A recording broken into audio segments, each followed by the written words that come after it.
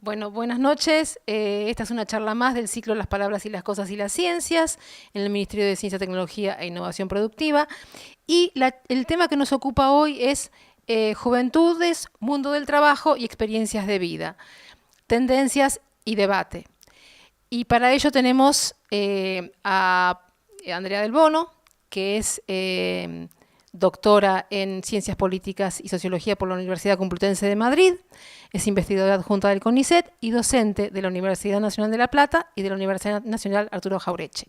Y Pablo Bomaro, que es postdoc en Ciencias Sociales, Niñez y Juventud, avalado por Claxo, es también investigador adjunto del CONICET y es docente de la Universidad de Buenos Aires. Ya los dejo con ellos. Comienza Andrea. Muy bien. Bueno,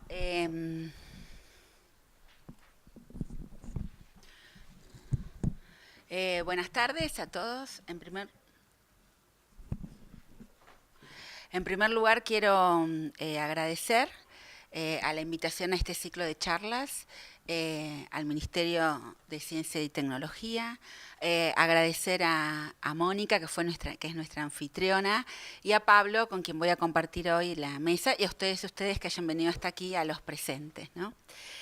Bueno, como decíamos hoy, y se decía en la presentación, nuestro objetivo era discutir o poner en cuestión, en el breve tiempo que tenemos, media hora de intervención, cuáles son los problemas que atraviesan actualmente en el mundo del trabajo las juventudes, los trabajadores jóvenes, cuáles son sus experiencias, cuáles son sus experiencias laborales. Para eso, con Pablo nos hemos hecho cierta división de roles y yo presentaré una cuestión un poco más contextual que nos permita ver desde la perspectiva del trabajo y en el largo plazo cuáles son los problemas, no solo en Argentina, sino incluso a nivel mundial, que atraviesan los jóvenes hoy en el mundo del trabajo, qué tipos de problemáticas. Y centrándonos básicamente en una problemática, básicamente que es la problemática de la desocupación, ¿no? Del desempleo de los jóvenes, que es lo que se presenta como, como el principal problema en el mundo del trabajo. Nosotros estamos muy acostumbrados a decir, bueno, a analizar la situación de falta de empleo, de trabajo, de vulnerabilidad, de falta de oportunidades que atraviesan los trabajadores jóvenes en la Argentina. Eso está muy bien porque somos un país periférico, dependiente, que tenemos nuestra especificidad en torno a las preocupaciones en torno a la inserción laboral de los jóvenes. Pero este problema, para quien desconoce la temática, no es un problema que nos es propio, que nos es exclusivo, ¿no? De hecho, las tasas de desempleo juvenil son permanentemente preocupación de la OIT, que publica anualmente un informe sobre las tendencias mundiales del empleo juvenil y que presta a este tema especial preocupación, porque las tasas de desempleo juvenil son elevadas, crecen, y tienen una característica importante, es que son más elevadas, como se señala allí, que la de los adultos en la mayoría de los países del mundo. Esto nos permite pensar algo que vamos a ver a lo largo de estos minutos, que es que el desempleo, las crisis, la flexibilización laboral no impactan por igual a la población joven que a la población adulta. Digamos, las tasas de desempleo juvenil crecen en todo el mundo y son además mucho más elevadas, ahora vamos a ver algunos datos, que lo de los trabajadores adultos en la mayoría de los países del mundo. De hecho, además, en la Argentina, como al igual que en otros países, incluso de los capitalismos centrales, los jóvenes representan buena parte de la población que tiene problemas de desempleo o que tienen inserciones laborales precarias, informales, inseguras, lo que la OIT llama trabajo decente, que carecen de estas posibilidades. Allí se señala el dato del 35% de la población desempleada en torno al desempleo del mundo. Allí también tengo la fuente de estos datos, que es justamente el documento de la OIT, Tendencias Mundiales del Empleo Juvenil, y coloqué allí la información más actualizada que tenía, que es la del 2017. Entonces decimos que más del 35% de la población desempleada del mundo en el 2017 son jóvenes. Esto es un porcentaje bastante elevado, ¿no? 35% del desempleo. Las tasas de desempleo juvenil alcanzan al 30% del desempleo general en el mundo. Estos son datos de la OIT, pero tampoco importa si son 13, si son 15, pero superan el 10%, pueden llegar al 15%. Allí se dice que durante este año, en el año anterior, 2017, este indicador iba a llegar al 13,1%. Entonces, claramente son muchos los millones de jóvenes que están desempleados. Este es el contexto que quería darle al tema. Allí se dice que se estima que en 2017 70,9 millones de jóvenes están desempleados a nivel mundial. Yo estuve buscando algún dato que allí no está hoy cuando repasaba la intervención y veía que en el mundo, en el 2014, que fue el dato más actualizado que encontré, hay 1.800 millones de personas jóvenes entre 10 y 24 años y que durante 2017 la población joven aumentó en 139 millones de personas. Digo como para contextualizar el dato de que representa 70,9 millones de jóvenes. Esta situación entonces es especialmente grave o especialmente delicada en los países, como se señala ahí, como Argentina, donde el desempleo juvenil se complica, además del desempleo claro, llano, por otros elementos como son el subempleo, esto es buscar trabajo, no encontrar, trabajar menos de las horas de la jornada laboral, y obtener puestos de trabajo de baja calidad y en el sector informal de la economía, ¿sí? Bueno, para no agobiar con demasiados datos y dadas las circunstancias que atravesamos hoy, es importante señalar, me refiero al avances de las teorías feministas, yo siempre lo he hecho, pero vale la pena decir que este impacto del desempleo en la juventud como uno de los principales problemas en el mercado de trabajo de la juventud no impacta igualmente en mujeres que en hombres. El impacto en las mujeres es bastante mayor. Las mujeres se ven entonces, según la OIT, claramente afectadas por la vulnerabilidad y que las afecta más que a los varones en el mercado de trabajo. Después Pablo va a trabajar un elemento que es bien importante de estos jóvenes que no estudian, ni trabajan, ni buscan trabajo, pero estos índices en realidad ocultan, no voy a adelantarme en eso, las cuestiones que tienen que ver con el trabajo femenino, el trabajo doméstico, el cuidar a los hermanos, ¿no? Que es una tarea que claramente incide sobre la población femenina. Podríamos decir entonces que esa vulnerabilidad es doble en las mujeres. No acceden al puesto de trabajo, realizan una doble jornada en el hogar, se encargan de las tareas de cuidado. Entonces es muy relativo esta idea de que no trabajan ni estudian. Nosotros hicimos el año pasado con UNICEF un estudio sobre salas maternales que yo dirigí con profesores de la Universidad de Arturo Jauretche, que fue bien interesante. Analizamos las experiencias de las salas maternales en el conurbano, que son salas que se ocupan de atender a los hijos de las estudiantes de los colegios secundarios, que van ellas al colegio y llevan a su criatura para lograr que sea menor la incidencia de abandono escolar, que puedan permanecer en la escuela.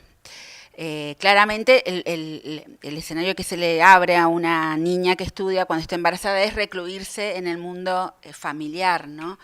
Y este tipo de oportunidades como las salas maternales, etcétera, intentan actuar como una variable de disminuir las dificultades o las disparidades entre hombres y mujeres, a eso me refiero, ¿no?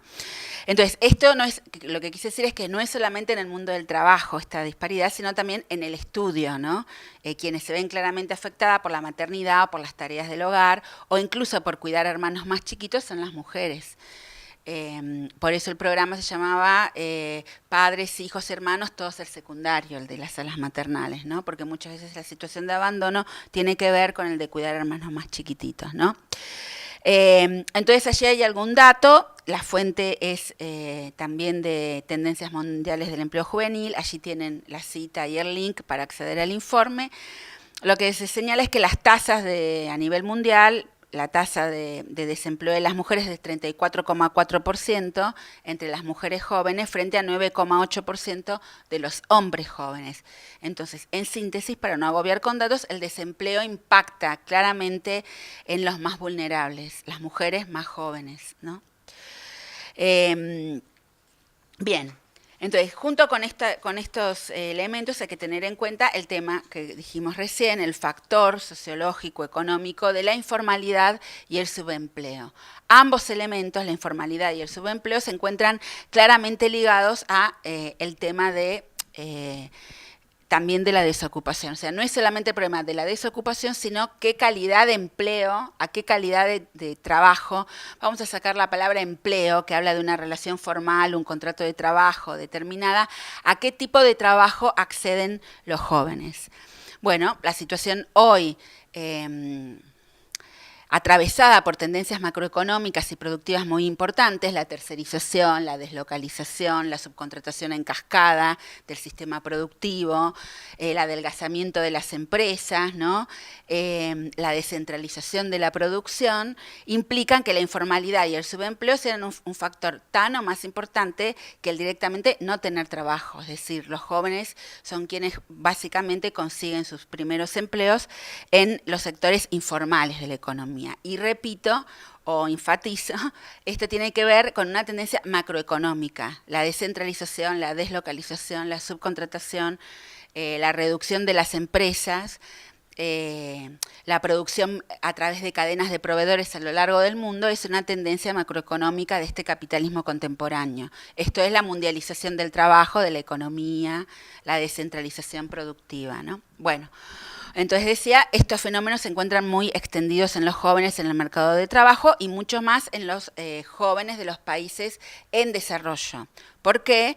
Porque existe claramente una división internacional del trabajo.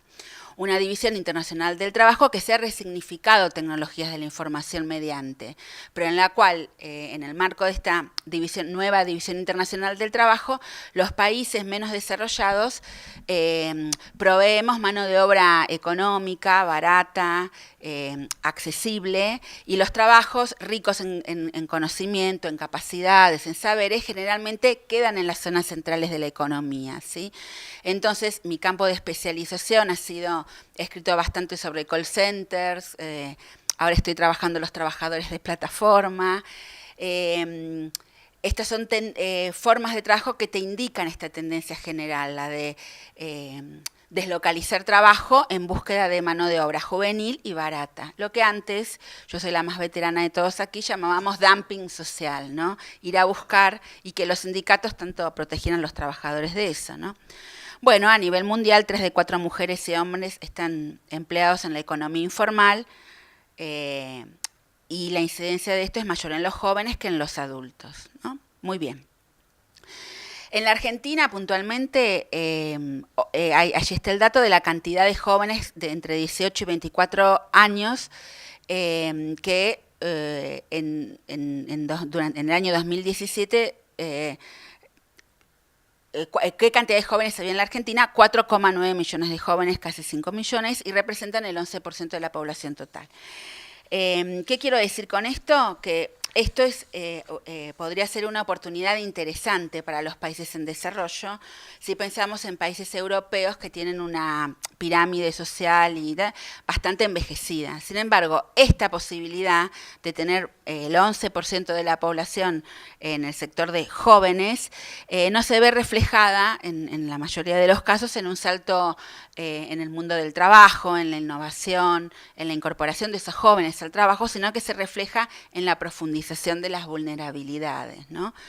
Digamos que esa ventaja de tener esta población joven, de no tener una población envejecida, se traduce muchas veces en más vulnerabilidad, ¿no?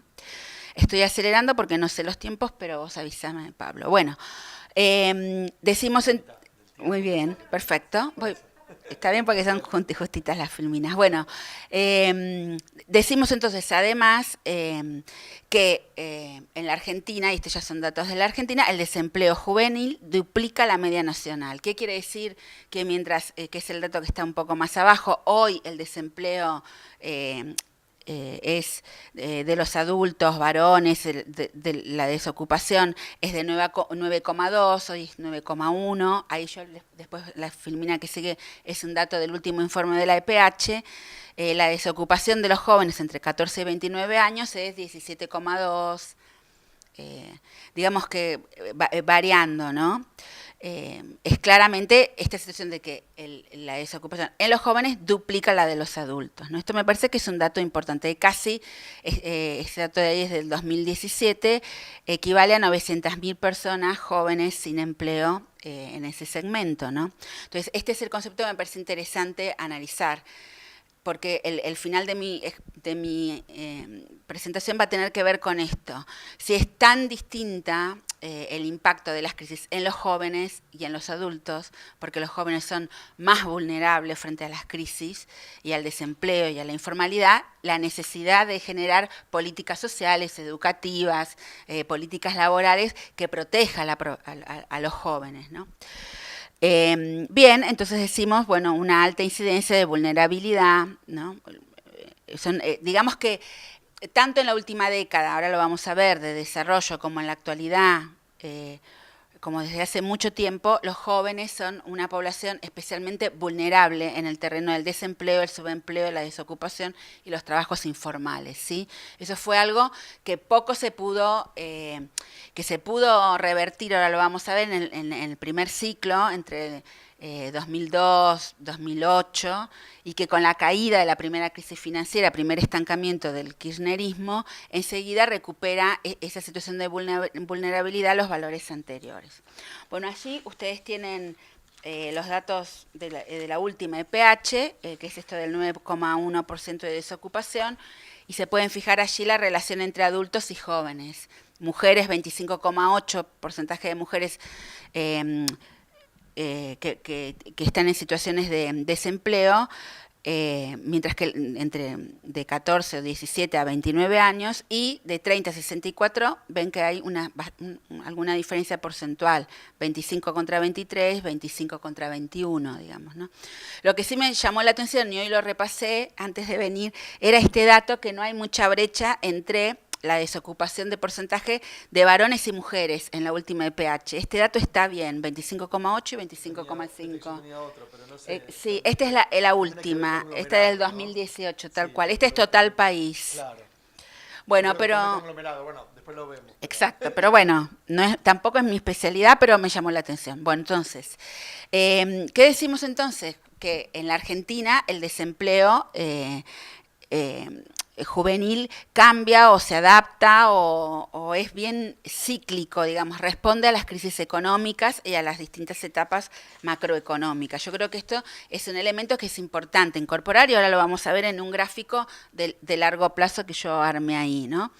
Entonces, digamos que desde el periodo del 2001 al 2002 del crecimiento económico, donde la economía consiguió una creación de empleos genuinos, la incorporación de jóvenes al mercado de trabajo, desde el fin de esa etapa, que podemos poner la crisis del 2008, entonces la economía inició una etapa de desaceleración que tuvo un fuerte impacto en el mercado laboral. Se disminuyó la capacidad para crear empleo, que desde el 2008 hasta el fin de los gobiernos kirchneristas también se transformaron en creación de empleos en el Estado, ¿no? Que absorbió buena parte de esa formación de creación, falta de impulso para la creación de empleo genuino. Entonces, las tasas de desempleo aumentaron, la calidad de los empleos se deterioró, y el crecimiento de los salarios se estanca, y todo lo que tiene que ver con creación de empleos en el sector formal de la economía retrocede. Decimos entonces que a partir del 2002 los jóvenes y las mujeres fueron particularmente afectadas por las situaciones de crisis. Y ahí yo armé un cuadrito que se los voy a dejar ahí y voy a pasar a explicarlo un poquitito. Ese cuadro no es mío, es de un informe de la OIT, de Bertranou. Como lo copié, dice elaboración propia y tal, pero si finalmente después circula o se cuelga, tendría que encontrar la forma. Es la misma fuente que cité anteriormente, digamos, ¿no? Pero no me lo quiero adjudicar porque no es un cuadro que hice yo. Bueno, ¿qué es lo que se ve en ese cuadro? ¿Qué es lo que hablábamos, que a mí me interesaba mostrarles de la forma más amena posible la diferencia entre el empleo de los jóvenes y el empleo de los adultos? La línea azul de abajo es la de los adultos, la evolución del desempleo de los adultos, la verde es la evolución de los jóvenes y la negrita del medio es lo que estaría indicando es cuál es la brecha, ¿no?, entre la diferencia, los puntos porcentuales de diferencia entre los jóvenes y los adultos, ¿no? Bueno, en primer lugar tendríamos que ver por ejemplo, algún periodo como el 2009 y desde el 2009 hasta el 2015, ¿no? Fíjense, allí se ve claramente, si bien a partir del 2009 y hasta el 2015, primero se ve que en el primer periodo, fíjense en los años 70 y pico y tal, la verde y la azul de los adultos está bastante pareja, digamos. ¿Ven ahí? Que es la diferencia entre el impacto de la inserción laboral de jóvenes y adultos, ¿no? Y fíjense que en los años 80 empieza a crecer claramente y se dispara, fíjense ahí, entre el 33,7% de desocupación de los jóvenes y el 15,2% de los adultos, ¿no? Queremos decir que en periodos especialmente importantes, fíjense luego, en el 2015, por ejemplo, o esta brecha que hay en el 2003, 2002, de 38% a 18%, ¿no? Digamos que hay a veces 13 puntos porcentuales de diferencia, por ejemplo, entre el 2009 y el 2015, ¿no? Luego es bien claro que cuando ustedes lo ven allí, cuando se disparan los momentos de crisis, ¿no?, actualmente al final del cuadro, fíjense cómo la línea azul permanece más o menos estable en los periodos de crisis y el desempleo de los jóvenes ven cómo crece en la última parte del cuadro.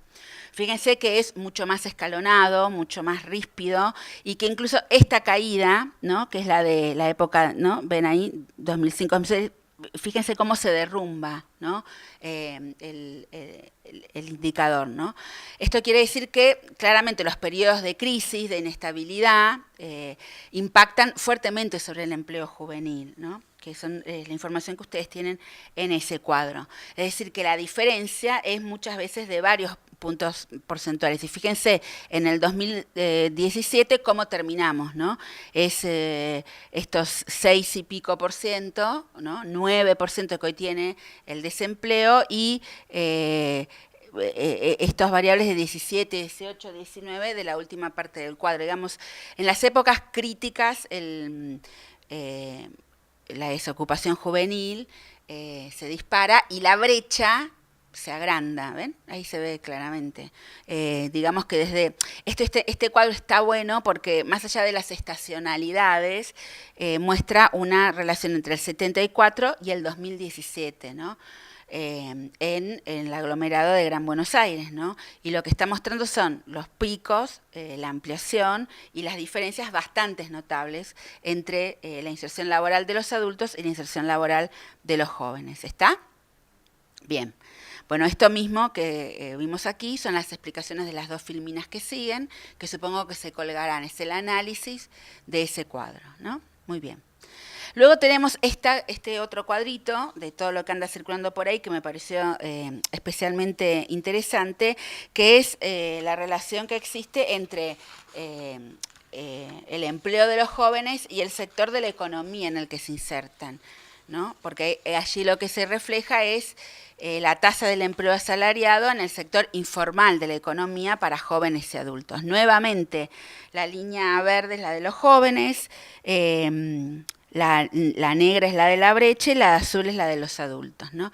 Entonces vemos los picos de inserción en el sector informal de la economía de la línea verde, de los trabajadores jóvenes, ¿no? Y una amplia diferencia en puntos porcentuales, ¿no? Yo por aquí había notado, ¿no?, entre el 2013 y el 2018, la tasa de informalidad juvenil mostró una notable caída, que fueron las épocas de crecimiento económico, ¿no? De 73 al 53%, que es la caída que se ve allí en esta parte del cuadro, ¿no? Pero en los años posteriores esta tendencia decreciente se detuvo, que se ve allí.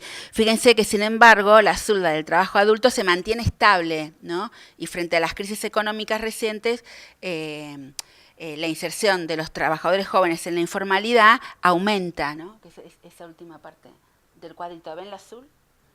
Cómo se mantiene estable, ¿no? Entonces, entre el 73 y el 53% de caída había ocurrido entre el 2003 y el 2008, ¿no? Pero en los años posteriores, entonces, el registro de trabajadores jóvenes en el sector informal crece del 51% al 57% entre 2003 y 2017. Esta explicación también acompaña la filmina, ¿no? Sin embargo, entre los trabajadores adultos no se encuentran grandes cambios. Esto es lo que a mí me lleva a argumentar lo que es parte central, ¿no?, de mi exposición, que es el motivo por el cual la población joven, los trabajadores jóvenes, necesitan políticas concretas de acompañamiento, de inserción, de generación de empleo activo, específicamente en los procesos, en las etapas de crisis y de recesión, ¿no? Así como los jóvenes se incorporan más rápidamente al mundo del trabajo, de hecho entre el 2003 y el 2008 se incorporaron más activamente que la población adulta, también sufren más claramente el impacto de la pérdida de derechos, del proceso de deslaboralización, de salir del mundo del trabajo, de no trabajar en empleos formales, de trabajar como deliveries, en call centers, como trabajadores de McDonald's, en sectores informales de la economía, como freelancers, como técnicos de cine, de periodismo, bueno, en el mundo del software, actividades muy ligadas, ¿no?, a las tecnologías de la información, pero que lejos de brindar seguridad a los trabajadores de plataformas, como los que les cuento que estoy estudiando, lo que hacen es conducirlos, digamos, a la esfera del mundo del trabajo que hasta hace poco se llamaba trabajo atípico, que en realidad es el trabajo más típico que hay, porque no es atípico, sino que ya no es un empleo formal, sino que es una relación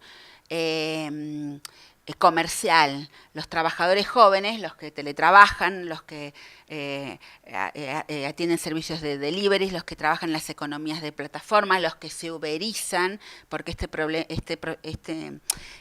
proceso en el mundo del trabajo hoy por hoy se llama, no me gustan esos palabras a mí mucho, pero llaman uberización de la economía, y eso lo que encierra es que son jóvenes deslaboralizados, que prestan servicios, y que son freelancers, son autónomos, y esto quiere decir que no tienen la protección correspondiente, ¿no?, a los trabajadores formales en el mercado de trabajo. Por eso es necesario, entonces, las políticas activas de intervención, ¿no? Entonces, allí hay una definición muy conservadora de la OIT, que es sobre lo que se entiende como trabajo decente, muy, muy conservadora, ¿no? Es un organismo internacional del Sistema de Naciones Unidas, la OIT, y allí es lo que se define como no solamente la necesidad por parte de los planes estratégicos y de los gobiernos de asegurar empleo, sino buenos trabajos, lo que los americanos llaman buenos trabajos. La OIT lo llamó trabajo decente, y allí están sus condiciones, ¿no? Bueno, tener obra social, acceso a la seguridad social, días de pago por enfermedad, aguinaldo, descuentos jubilatorios, una jornada laboral adecuada, 35 a 48 horas, ¿no? Bueno, y un contrato de empleo, ¿no?, de trabajo por tiempo indeterminado, sin periodo de finalización. Bueno, esto es muy extraño de encontrarse entre los jóvenes, por eso puse aquí uno de los jóvenes que estoy estudiando ahora de Rappi, porque generalmente lo que hay son jornadas prolongadas, o para tener un salario, los trabajadores de Rappi trabajan 12, 14 horas por día, lo mismo los trabajadores del cine publicitario. La juventud se asocia a autoexplotación. Por supuesto, en estos sectores nuevos de la economía no existen los sindicatos. Hace un mes tuvimos la primera huelga de trabajadores de Rappi, que simplemente los trabajadores se organizaron porque les estaban cambiando las situaciones de uso de la aplicación. Las empresas que se rigen que utilizan aplicaciones informáticas no se reconocen como empresas, ¿no? Simplemente hablan de esto de la economía colaborativa, ¿no? Es una aplicación que es capaz de poner en contacto la oferta y de demanda de determinada mercadería, pero tienen un contrato de servicios los trabajadores de Rappi. Entonces digo, para datos de la Argentina, lo que se señala ahí es que durante el periodo 2013-2017, menos del 12% de los jóvenes logró acceder a un empleo decente. Esto quiere decir que los jóvenes están bien en el sector informal de la economía. Atípico, pero súper típico de la economía, ¿no? Entonces, yo había hecho esta presentación más general, había hecho una presentación de algunos números, de contexto, y finalmente había planteado algunas preguntas para el debate, ¿no? Bueno, ¿qué frente a esta situación, que es un problema que nos excede, que tiene que ver con la organización macroeconómica, las tendencias macroeconómicas del mundo del trabajo, ¿no? Pero que además nos impacta de una manera particular, como en tanto país periférico, ¿no? ¿Qué podemos aprender y cómo podemos pensar y cómo podemos vislumbrar las políticas activas para generar empleos decentes para nuestros jóvenes o para lograr una mejor inserción laboral de los trabajadores jóvenes? Bueno, desde mi punto de vista, una experiencia de la cual tendríamos que aprender es de la flexibilización laboral de los años 90, ¿no? Para mí esa flexibilización laboral enseñó algo que ya dicen los organismos multinacionales. Hay un informe que anda por ahí de Naciones Unidas, de Pablo Bojalapsky, que analiza cómo las políticas de austeridad y de flexibilización laboral aplicadas por el Fondo y el Banco Mundial en los países como Grecia y tal, tuvieron las consecuencias y los efectos claramente a la inversa de los que supuestamente se declara o se busca. Lejos de generar empleo, aumentaron justamente, y sobre la población que estamos analizando, los jóvenes, la vulnerabilidad y la precariedad laboral. Entonces digo, la primera experiencia para mí a debatir era aprender y aprovechar la experiencia de los 90. Y eso es para mí la inutilidad de los programas de inserción laboral bajo condiciones de precarización. ¿Se acuerdan de las pasantías? Son todos aquí muy jóvenes. Pasantías que se renovaban 6 meses, y los jóvenes estaban en la década del 90, 3 años como pasantes en las empresas, ¿no? Son condiciones leoninas de inserción laboral que hoy se empiezan a promover nuevamente, que no son contratos de aprendizaje, que no son pasantías genuinas, sino que es flexibilización laboral pura y dura. Esa explotación. Entonces ya hemos visto que esos programas en la década del 90 fue bastante inútil, que no aseguró la inserción laboral de nuestros jóvenes. Recuerdan ustedes aquellos de la fuga de cerebros. Y hoy, por hoy, lo que se está viviendo es el estímulo de la flexibilización laboral es abaratar costos laborales en detrimento, yo coloqué allí, de programas de formación y de formación para universitaria y de secundaria, los programas que existían del Conectar Igualdad, del Progresar, para terminar la escuela secundaria, etcétera, que han sido progresivamente desmantelados. Entonces me parece que esa idea, por eso puse allí a los trabajadores de McDonald's, ¿no?, de McDonaldizar la economía argentina, sabemos que no contribuye a colocar en una situación de menos vulnerabilidad a los trabajadores jóvenes, ¿no? Digo entonces, el punto crítico en la actualidad es justamente eso, que desde mi perspectiva, mi humilde opinión, lo que veo que hoy se prioriza es el diseño de programas que reducen el costo laboral en la Argentina. Los costos laborales no son necesariamente el único problema en la Argentina. Y no necesariamente abaratando la mano de obra vamos a ser competitivos, ¿no? Habría que ver si no es mejor innovar, formar, capacitar a los trabajadores jóvenes y no competir con los salarios a la baja, ¿no? Bueno, y creo yo que en tema de debate, como conclusión, hay que tener en cuenta que esas políticas flexibilizadoras de las que estamos hablando contribuyen al retroceso de derechos laborales. El derecho laboral parte de una comprobación, que las dos partes de ese contrato, de un contrato de trabajo, no son iguales, que hay una parte más débil, que es el trabajo. el derecho comercial iguala esas partes. Entonces, alejarnos, esto no atañe solamente a los jóvenes, ¿no? Cada vez somos más autónomos, prestadores de servicios, los médicos, quienes trabajan en los hospitales, estamos avanzando hacia ese terreno de la deslaboralización y es el objetivo de las reformas laborales, la francesa, la española, la brasileña. Dar por caduco el derecho del trabajo e instalar las relaciones de servicios en el terreno de lo comercial. Eso es entonces un plano bien importante de retroceso de derechos, ¿no? Donde se pone de nuevo la mano en las políticas de flexibilización de la mano de obra, con planes de acción focalizada para las necesidades de la empresa, más que para los trabajadores jóvenes que necesitan formación.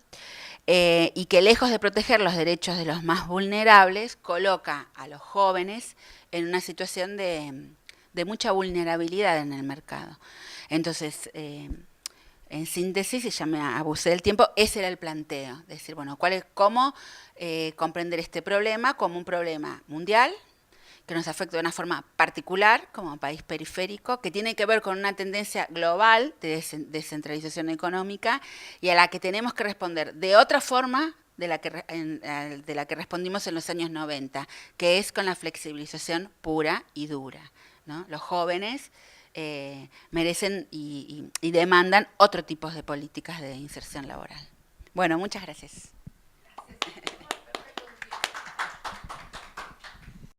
Hola, ¿qué tal? A ver, ahí está. Bueno, digamos, ¿qué tal para todos, para todas? Bueno, digamos, continuando un poco con lo que Andrea también decía, quizás simplemente dar como un puntito de, digamos, coyuntura, que creo que estar acá, digamos, en el MinSit también en esta coyuntura de lucha y de, digamos, protesta de la comunidad científica, digamos, argentina, también, digamos, es reafirmar que trabajando defendemos la ciencia pública, el conocimiento público y las universidades públicas para todas y todos, especialmente para los jóvenes, pero para todas y todos en la Argentina.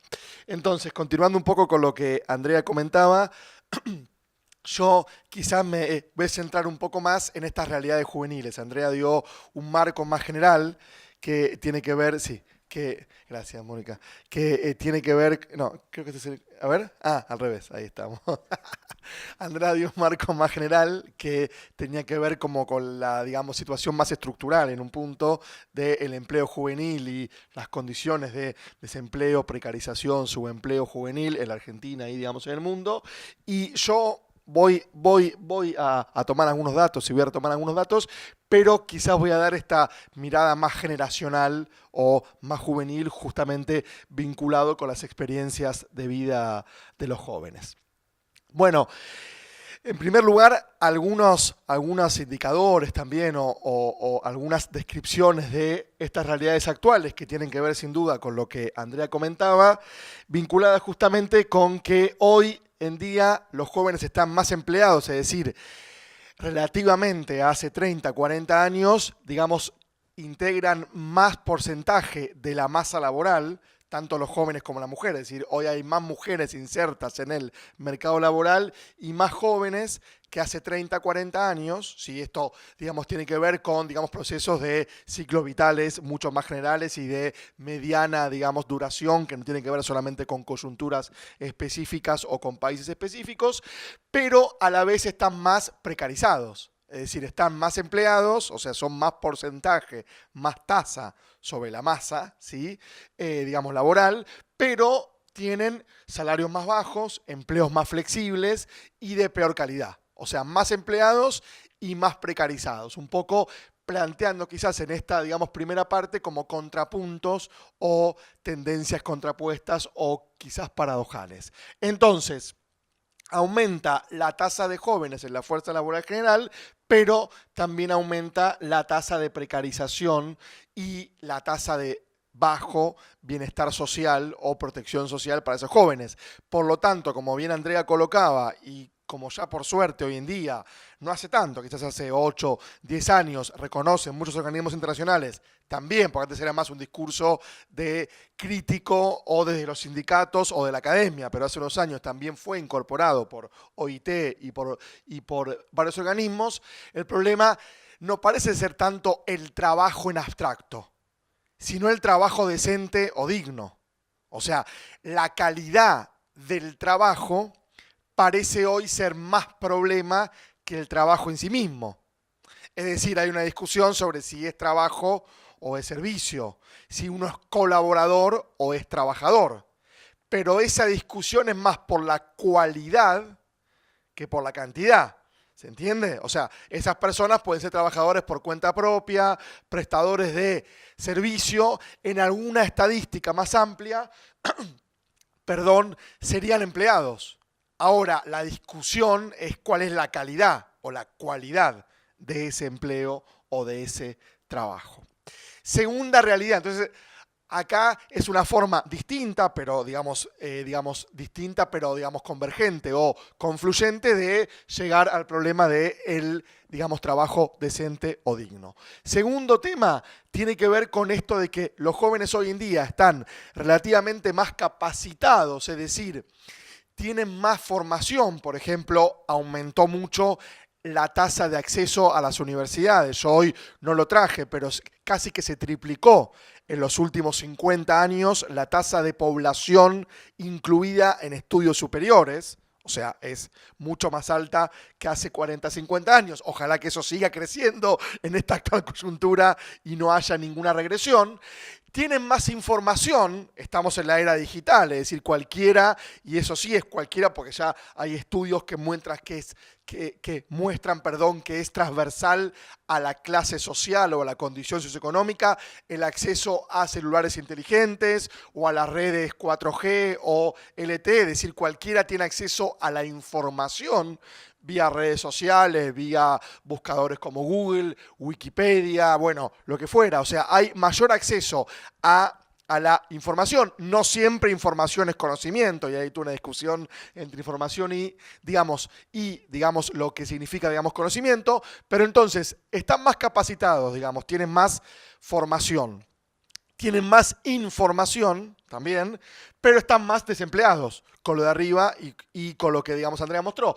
Por lo tanto, hay una discusión que si hay tiempo, yo digo si hay tiempo y luego hablo mucho y nunca tengo tiempo, por eso lo voy a plantear ahora.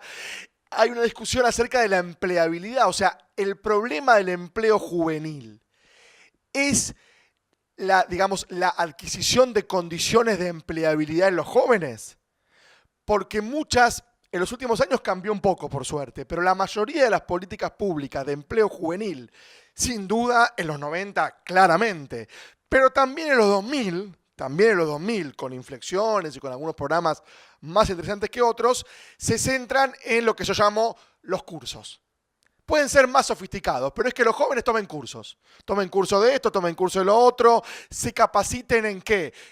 Hoy en día en, emprendedurismo, hace 3 años en cooperativismo y en tecnologías digitales o en ser torneros, soldadores o hace, 30 años, mecanógrafos o lo que fuera, pero en dar capacitación, o sea, que los jóvenes adquieran habilidades, capacidades, saberes, conocimientos que supuestamente no tienen para ser más empleables, o sea, que adquieran las habilidades que el mercado laboral demanda, porque el problema está más centrado en la capacidad de los jóvenes, no en las condiciones del mercado laboral. O sea, hay un mercado laboral que se supone demandante de ciertas habilidades que los jóvenes no tienen. Por lo tanto, de lo que se trata en general, vuelvo a decir, hay muchas, excepciones, que hubo años que no fueron excepciones, y otros años que sí, y ahora vuelven a ser excepciones, que, no es esto totalmente, pero la mayoría de los programas, entonces lo que, tratan es de mejorar las condiciones de empleabilidad de los jóvenes. Lo que acá veríamos es que eso no sería tan así si uno se centra en estadísticas realmente existentes. Acá no estamos fabricando nada, estamos tomando estadísticas de UNESCO, de CEPAL, de OIT, de, el INDEC propiamente dicho también, Ministerio Argentino de, Trabajo, Educación, estadísticas de acceso a, educación superior, de acceso a redes digitales o a telefonía inteligente. O sea, tomando ese tipo de, estadísticas, podríamos pensar que el centro de los problemas del empleo juvenil no es la empleabilidad de los jóvenes, ¿sí? No es que los jóvenes no tengan las habilidades o las capacidades o los conocimientos que el mercado laboral demanda. No digo que no pase esto en todos los casos o en todas las ramas. Lo que digo es que no parece ser el principal problema. Y si uno va a la política pública y a la distribución de los recursos y tiene una hipótesis que a veces parece descabellada, pero que sería bastante lógica, que es que yo pongo recursos en los problemas más agudos o más urgentes o más graves. Si yo hago ese estudio de distribución de programas y de recursos en el empleo juvenil, pareciera ser que el problema más grave es el de la empleabilidad. Si yo me centro en las experiencias de vida juveniles, en la mirada generacional, ¿sí? En una mirada generacional y en las estadísticas realmente existentes, que las cruzo justamente por género o generación, pareciera ser que eso no es el problema principal. Y acá traía un gráfico que es un gráfico, digamos, español, pero que también sirve para aquí, que es justamente Ministerio de Educación poniendo a punto a la generación mejor preparada, no, mejor desempleada, no parada, por eso digo que digamos, es un gráfico español, y la Oficina de Empleo. Digo, acá está como hoy en día, más allá de los ministerios, por eso digo, esto es, digamos, un gráfico nuevo, pero que digamos es español, no es argentino, así que no hay ninguna crítica coyuntural a Argentina, sino aún España. La discusión está entre mayor formación no me asegura empleo, lo cual también, y eso sí lo voy a retomar en unos minutos, rompe algunas de las certezas de las trayectorias laborales con las que nos criamos nosotros, digo, aunque tengamos edades diversas, al menos los tres, Mónica, digamos, Andrea y yo, digamos, acá en el público hay algunas bastante más jóvenes, ¿sí? Pero al menos nosotros, con diferencias entre los 30 y pico largos, 40 y pico, lo que fuera, pero nos criamos en una certeza de que si vos te formabas, mi hijo es doctor, ¿sí? Si vos te formabas tenías mejor empleo. Entonces, estudia para trabajar mejor, aparte porque te gusta estudiar o para realizarte. Bueno, eso acá está roto casi literalmente, está roto. O sea, el cartel está roto y esa certeza está rota. ¿Sí? O sea, hay una ruptura, ¿sí? De esa certeza de que mayor formación trae mejor empleo. Una forma distinta de volver a discutir empleabilidad. Y vuelvo a decir, ya también ingresando en esta discusión vinculada con trayectorias y con experiencias vitales, obviamente centradas en el mercado laboral. Siguiendo con estas realidades más generales, y ahora digo de dónde tomo estas estadísticas, hay otras dos nociones que me parecen interesantes, vuelvo a decir, cruzando la cuestión laboral con la mirada generacional, que es lo que yo intento hacer en esta digamos, exposición, que son la noción, como lo ven ahí, de segregación ocupacional y discriminación de ingresos. Es decir, los jóvenes van a los empleos más precarios, están segregados ocupacionalmente, van a los empleos peores, ¿sí? De peor calidad, y tienen menor salario por igual trabajo. Por eso muchas empresas, digamos, toman trabajadores jóvenes, a donde también se da la famosa paradoja. Quieren tomar jóvenes, pero con experiencia. Entonces muchos jóvenes te dicen, están tomando jóvenes, pero me piden experiencia. ¿Cómo me van a pedir experiencia si tengo 19, 20 o 22 años, ¿no? Ahí hay otra paradoja también de experiencia de vida, ¿no? Pero digo, entonces, una de las razones, no es la única, porque hay también un fenómeno más general de juvenilización, ¿sí? Pero una de las razones por las que las empresas toman jóvenes o buscan o dicen querer tomar jóvenes, porque después hay que ver quiénes realmente contratan, que no siempre contratan lo que dicen que van a contratar, eso es otra discusión, ¿sí? Pero porque, entre otras cosas, no es la única, es porque le pueden pagar menor salario, sea porque entran con nuevos contratos. Y hay muchas discusiones de, bueno, hagamos una nueva, por ejemplo, digamos en Uruguay, sí pasó, una nueva ley laboral que valga para empleos futuros. No afectamos derechos adquiridos, con lo cual también un poco disminuyen la lucha sindical, porque no van, digamos, a disminuir derechos o a conculcar o a denigrar derechos actuales, sino futuros. Pero entonces los nuevos contratos laborales tienen vigencia con nuevas leyes. Por lo tanto, los jóvenes que entran ya tienen, digamos, empleos mucho más precarios.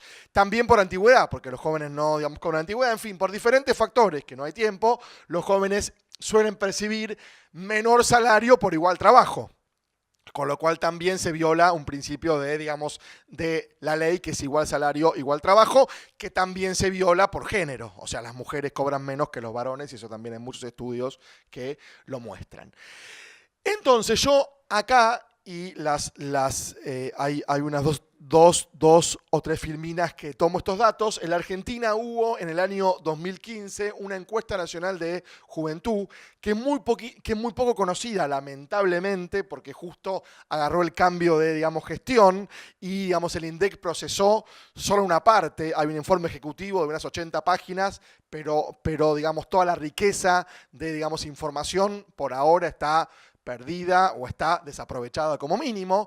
Pero de ese informe ejecutivo, que aparte tampoco circuló masivamente, sino que algunos investigadores en juventudes, entre los que estoy yo, para bien o para mal, nos enviaron casi personalizadamente el informe ejecutivo. Bueno, yo tomo algunos datos de ahí, que son datos muy interesantes. Por eso digo, es una lástima, porque ahí dan datos muy interesantes que podrían servir como insumo para repensar políticas públicas.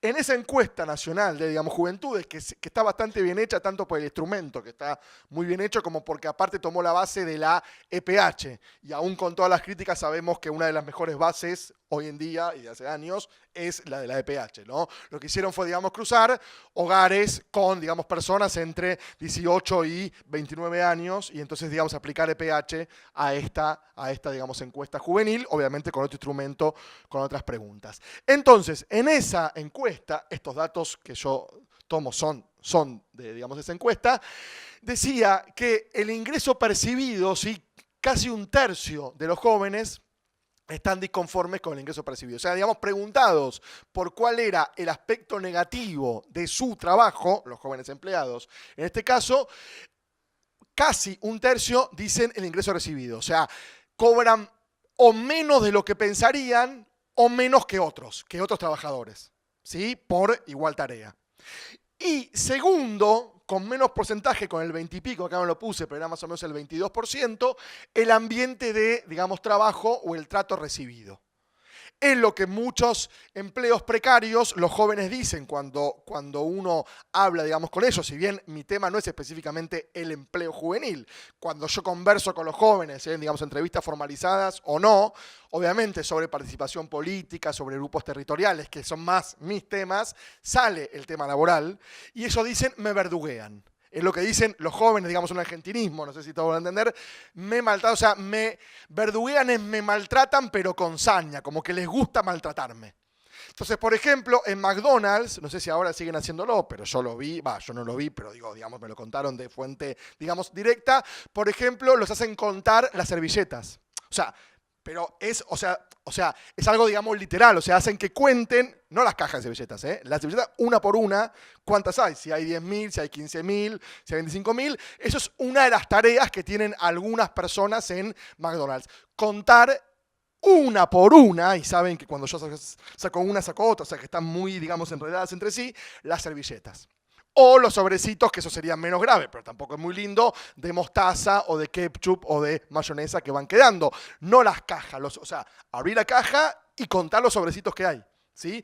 Eso ellos lo toman como un verdugueo. O sea, ellos se dan cuenta que eso no es trabajo productivo, que no sirve para nada, sino que lo toman como un maltrato. Entonces, todo lo que tiene que ver con trato recibido y con ambiente laboral es también percibido como uno de los problemas mayores. Como ven, los problemas, al menos por el cruce generacional y percibidos, son problemas del trabajo, no del joven. O sea, de las condiciones laborales, no de la empleabilidad. ¿Se entiende? Al menos con el cruce generacional. Vuelvo a decir, antes yo, digamos, hablé más por las estadísticas. Ahora estoy viendo más por las experiencias. Entonces, si uno también cruza todos estos, digamos, elementos, estas condiciones, estas dimensiones, con los sentidos de, digamos, el trabajo que los jóvenes construyen hoy o producen hoy, esto por fuente directa de algunas entrevistas y por lecturas más generales, hoy los jóvenes tienen un sentido de, digamos, el trabajo mucho más inmediato, mucho más utilitarista. O sea, trabajo para comprarme el celular, trabajo para comprarme la zapatilla o trabajo para ayudar en mi casa, pero no para ayudar como continuo, porque mi hermanito se va a hacer una operación, porque mi mamá necesita anteojos. ¿Sí? Obviamente estoy hablando sobre todo de jóvenes de sectores populares. ¿Sí? Entonces, hay un sentido mucho más utilitarista, digo más que antes, ¿sí? que antes yo digo hace 30, 40 años, ¿sí? O sea, son cambios de mediana duración.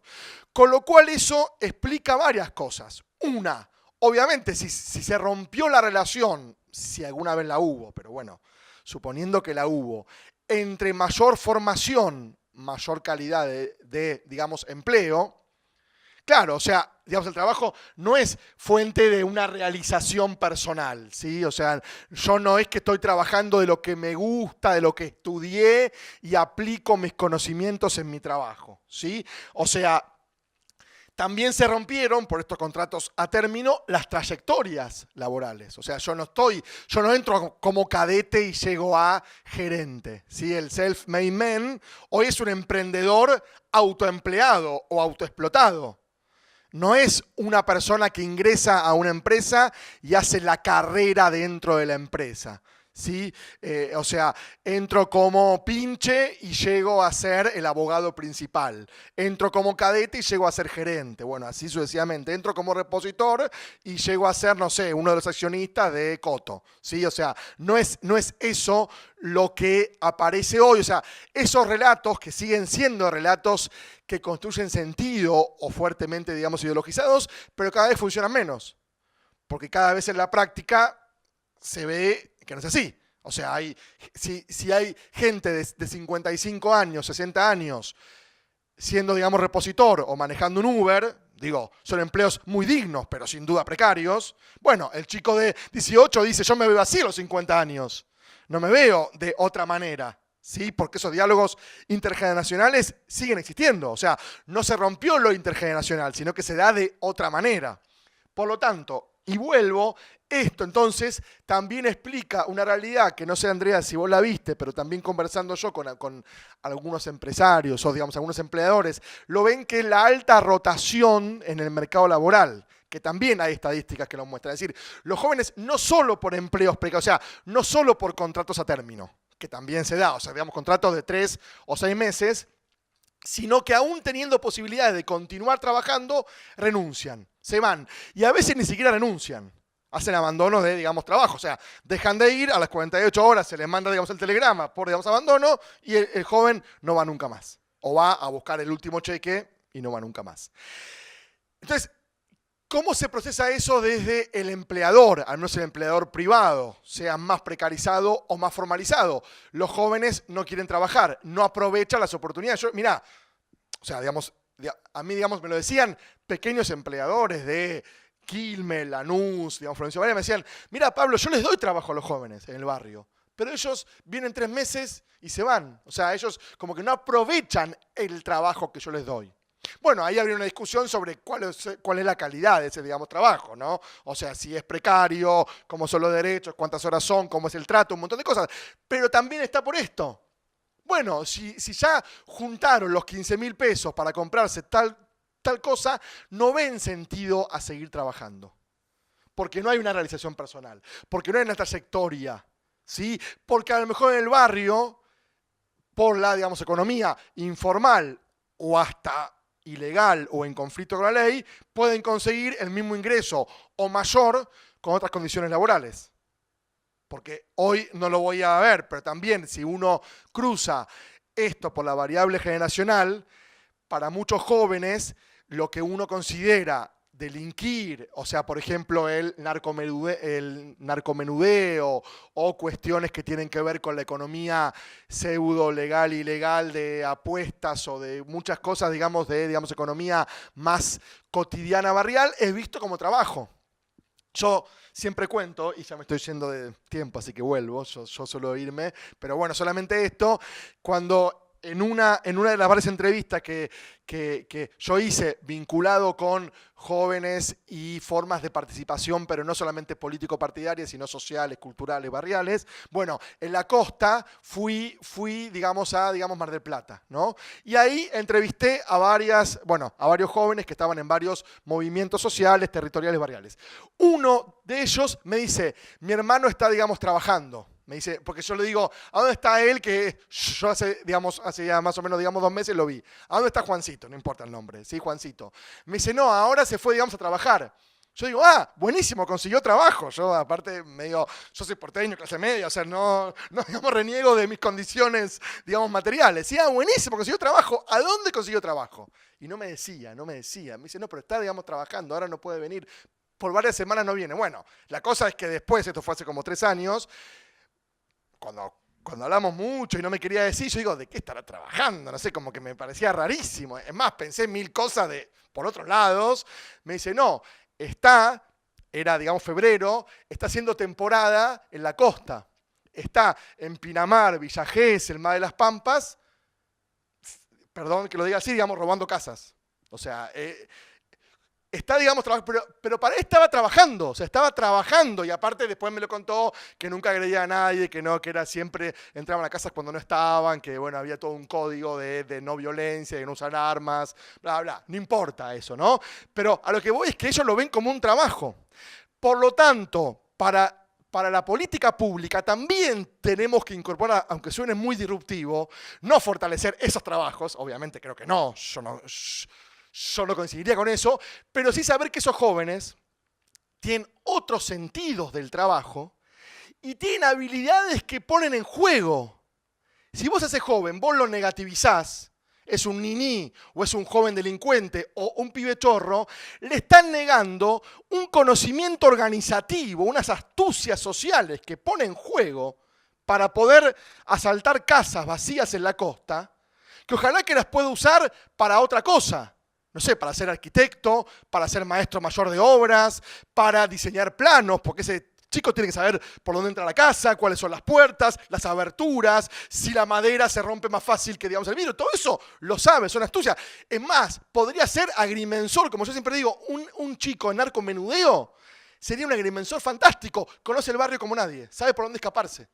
O sea, vos nunca más, digamos, vas a encontrarlo. O puede ser cartero, ese chico. Claro, ahora si yo en vez de decirle vos un futuro cartero o un futuro agrimensor, le digo vos sos un niní, sos, digamos, un pibe chorro, ojalá que una bala perdida te mate, o te invito a ser emprendedor, pero negativizando, o sea, negándote tus habilidades o tus digamos, capacidades, bueno, estoy de cierta manera rompiendo cualquier posibilidad de diálogo y de reconocimiento de esos jóvenes. Me fui muy por las ramas, así que vuelvo, nada mejor que volver a la realidad con datos duros, que ya igual Andrea, Dios, yo decía que esos datos míos a mí me daban un poquito distintos, los de arriba son de, digamos, primer trimestre de, digamos, 2018, pero puede ser que yo creo que tomé, digamos, aglomerados urbanos y Gran Buenos Aires, y, digamos, da un poco menos si uno ve, digamos, total país.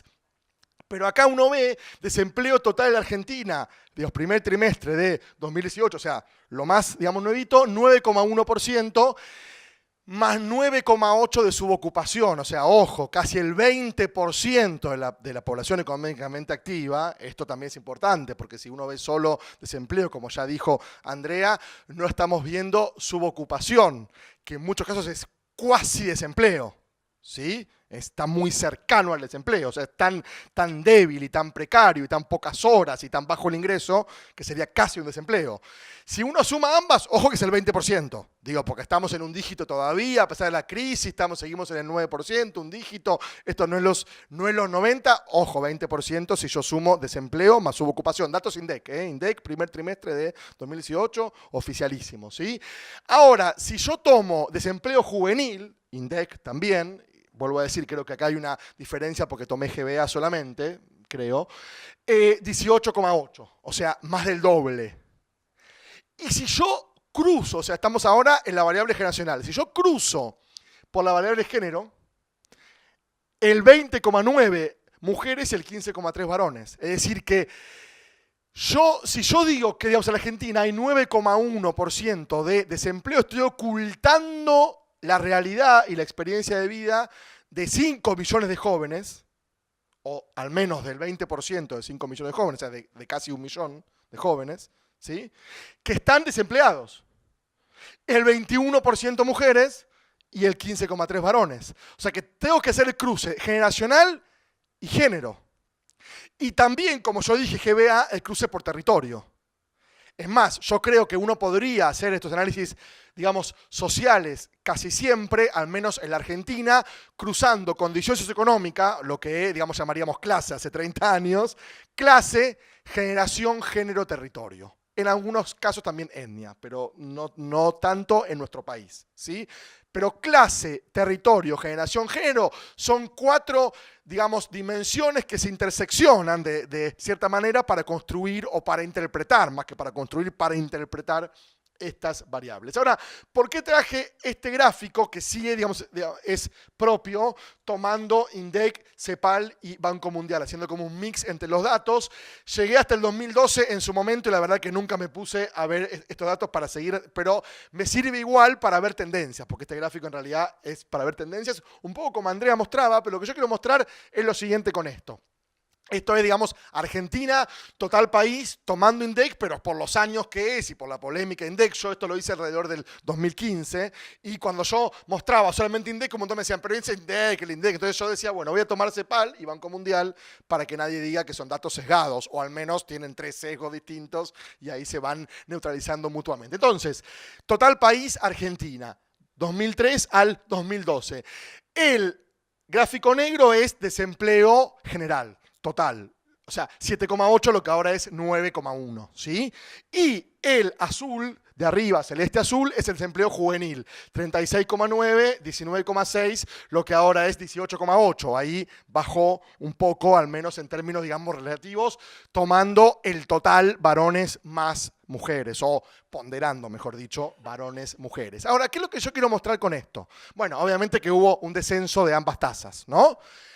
Pero si uno ve el desempleo general, se redujo casi un tercio, o sea, casi 3 veces, de 21%, vamos a hacer rápido, al 7,8%, o sea, casi 3 veces, ¿sí? Lo ven, pueden verlo.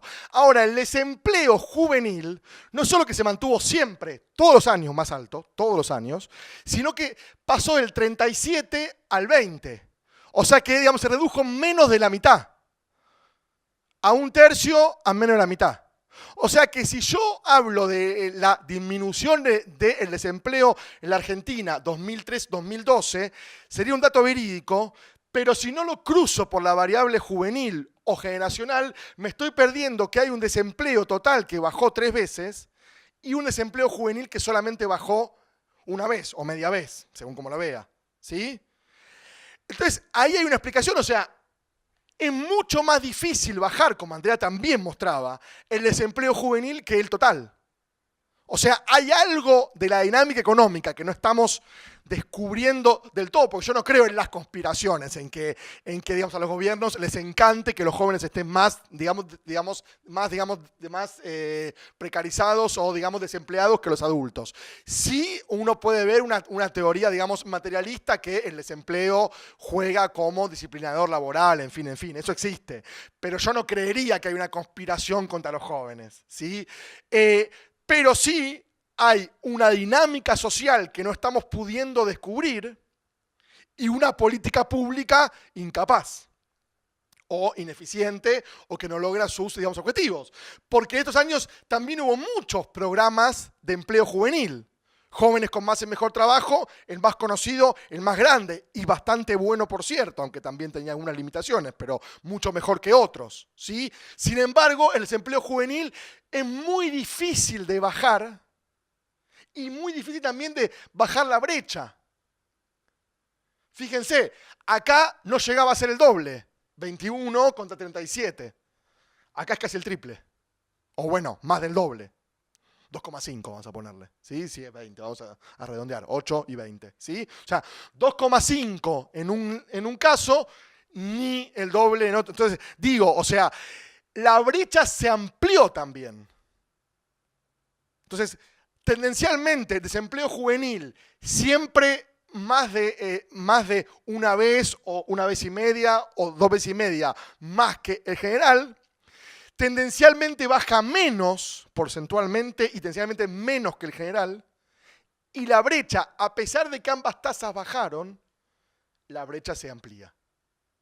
Entonces, 3 conclusiones bastante sencillas, pero que nos tienen que invitar a revisar políticas públicas. Porque si yo tengo estos indicadores y no reviso lo que hice estos años y los anteriores y los que siguen, vuelvo a decir, como yo esto lo hice en el 2015, tomo hasta acá, ¿sí? Pero entonces, digamos, algo huele mal en Dinamarca, digamos, algo está fallando, ¿sí? Y mirá que al rey lo mataron cuando fue, claro, o sea, digamos, ojo, porque si algo huele mal, en 5, en 10, en 15, en 20 años, pero seguramente que estos fenómenos van a ir decantando en ciertos problemas que si no los abordamos, digamos, suficientemente, bueno, van a eclosionar de algunas maneras también impredecibles.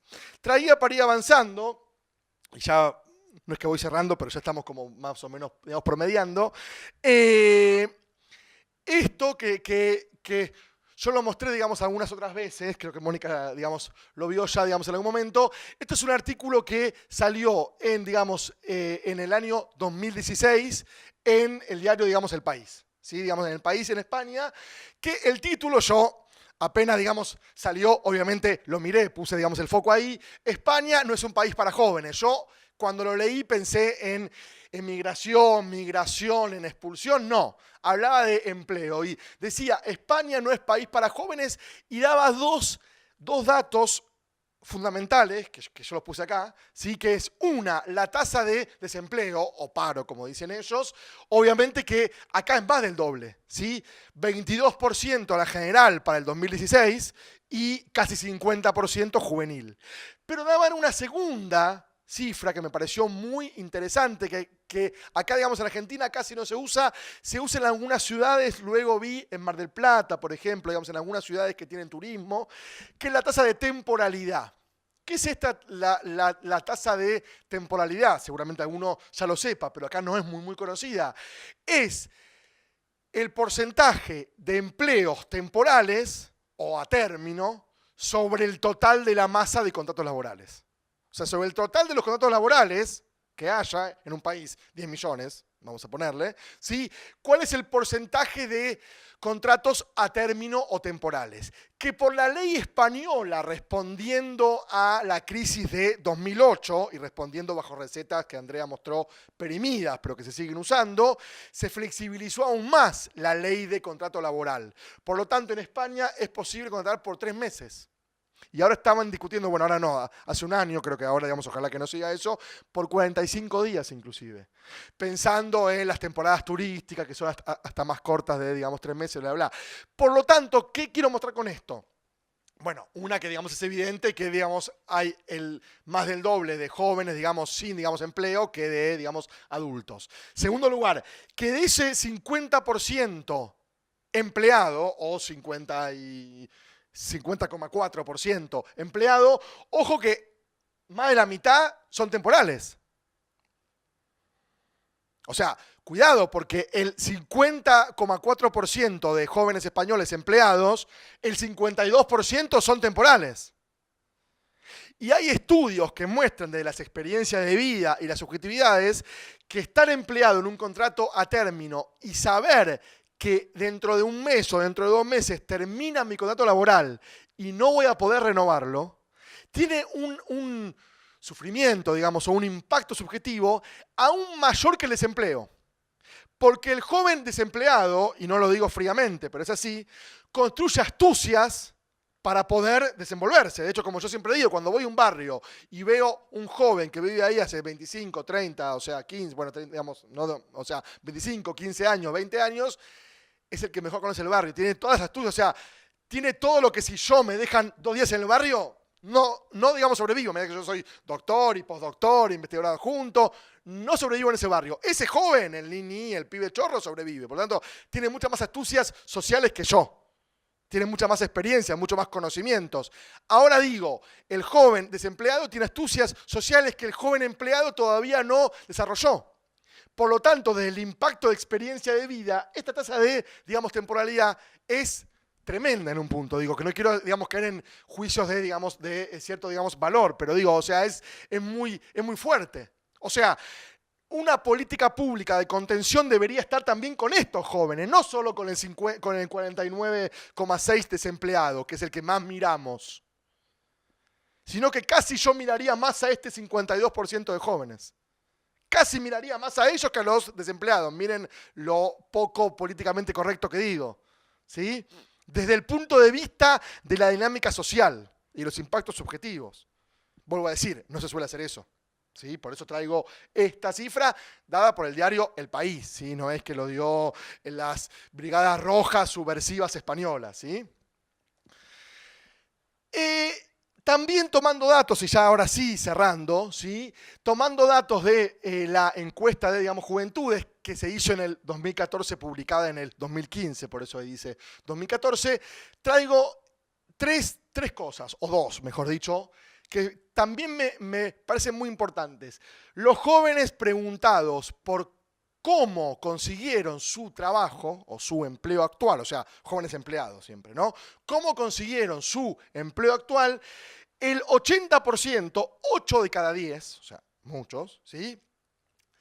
Declararon que lo consiguieron por contactos, por conocidos, amigos y familiares, o sea, por redes interpersonales. ¿Sí? El 80% de los jóvenes que tenía empleo en el 2015 preguntados por cómo lo consiguieron, los jóvenes encuestados, obviamente una muestra nacional, ¿verdad? Una muestra censal, bla, bla, bla, dijeron que era por contactos personales. Ahora, hay dos cosas. Una, los programas de empleo, ¿qué dicen? Bueno, a capacitarse todos. Entonces, el joven, ¿qué dice? El Estado viene con la oficinita de los cursos. De hecho, los jóvenes a veces, ahora ya menos, pero antes como que se burlaban. Decían, bueno, a ver cuál es el curso que voy a tomar ahora. Porque a veces como encima, a veces como que le dan un pequeño estipendio por el curso, no muy alto. Dicen, bueno, tomo un curso, me pagan, listo. Paso unos 2 o 3 años o año y medio largo tomando cursos. O sea, ¿cuál es el curso de hoy? ¿No? Pero ahora, el Estado, digamos el Estado, les ofrece, digamos, políticas públicas de curso. Ahora, cuando ellos dicen, pero pará, Juancito, ¿cómo consiguió trabajo? ¿Con un curso? ¿O porque el primo estaba en el trabajo? ¿O porque el padre lo metió? ¿O porque el hermano? ¿O porque la novia? ¿O porque el vecino? Entonces, ¿a qué curso? O sea, pará, che, digamos, presentame mejor al primo de Juancito, que voy a entrar a trabajar y no me como un curso de 3 meses con vos, digamos, ¿no? Yo lo digo medio así, pero es casi como los jóvenes te lo dicen, ¿sí? Ahora, entonces, ¿qué hago? Porque yo, ¿cómo voy a hacer? ¿Voy a capturar al primo de, digamos, Juancito para que todos sean Juancitos? No. Pero puede haber políticas públicas que intervengan sobre las redes interpersonales, sobre los círculos. Mover a los jóvenes de red. O incluirlos en otras redes. Porque, o sea, Juancitos con empleos precarios le dan a los Pedritos empleos precarios. Juancitos, que son gerentes de marketing de no sé qué, los llevan a trabajar a Puerto Madero. Por lo tanto, la desigualdad, y eso también hay muchos estudios que, digamos, lo muestran, se reproduce intergeneracionalmente. Es lo que se llama la transmisión intergeneracional de las desigualdades sociales. Digamos, acá serían laborales. Por lo tanto, si empleos precarios llaman a empleos precarios y empleos con mayor seguridad o con mayor salario llaman a empleos más seguros, una política pública podría ser intervenir en esas redes sociales. Por eso digo, todo esto tiene políticas públicas que deberían diseñarse situadamente, generacionalmente, integralmente. Bien, segundo dato y ya voy avanzando, ¿sí? O voy, digamos, terminando. ¿Cuáles son las dos motivaciones? También preguntados, ¿por qué empezaste a trabajar? ¿Sí? Para, digamos, ingresar, en primer lugar, contar con dinero propio para, digamos, consumo. 65% de los jóvenes utilitaristas.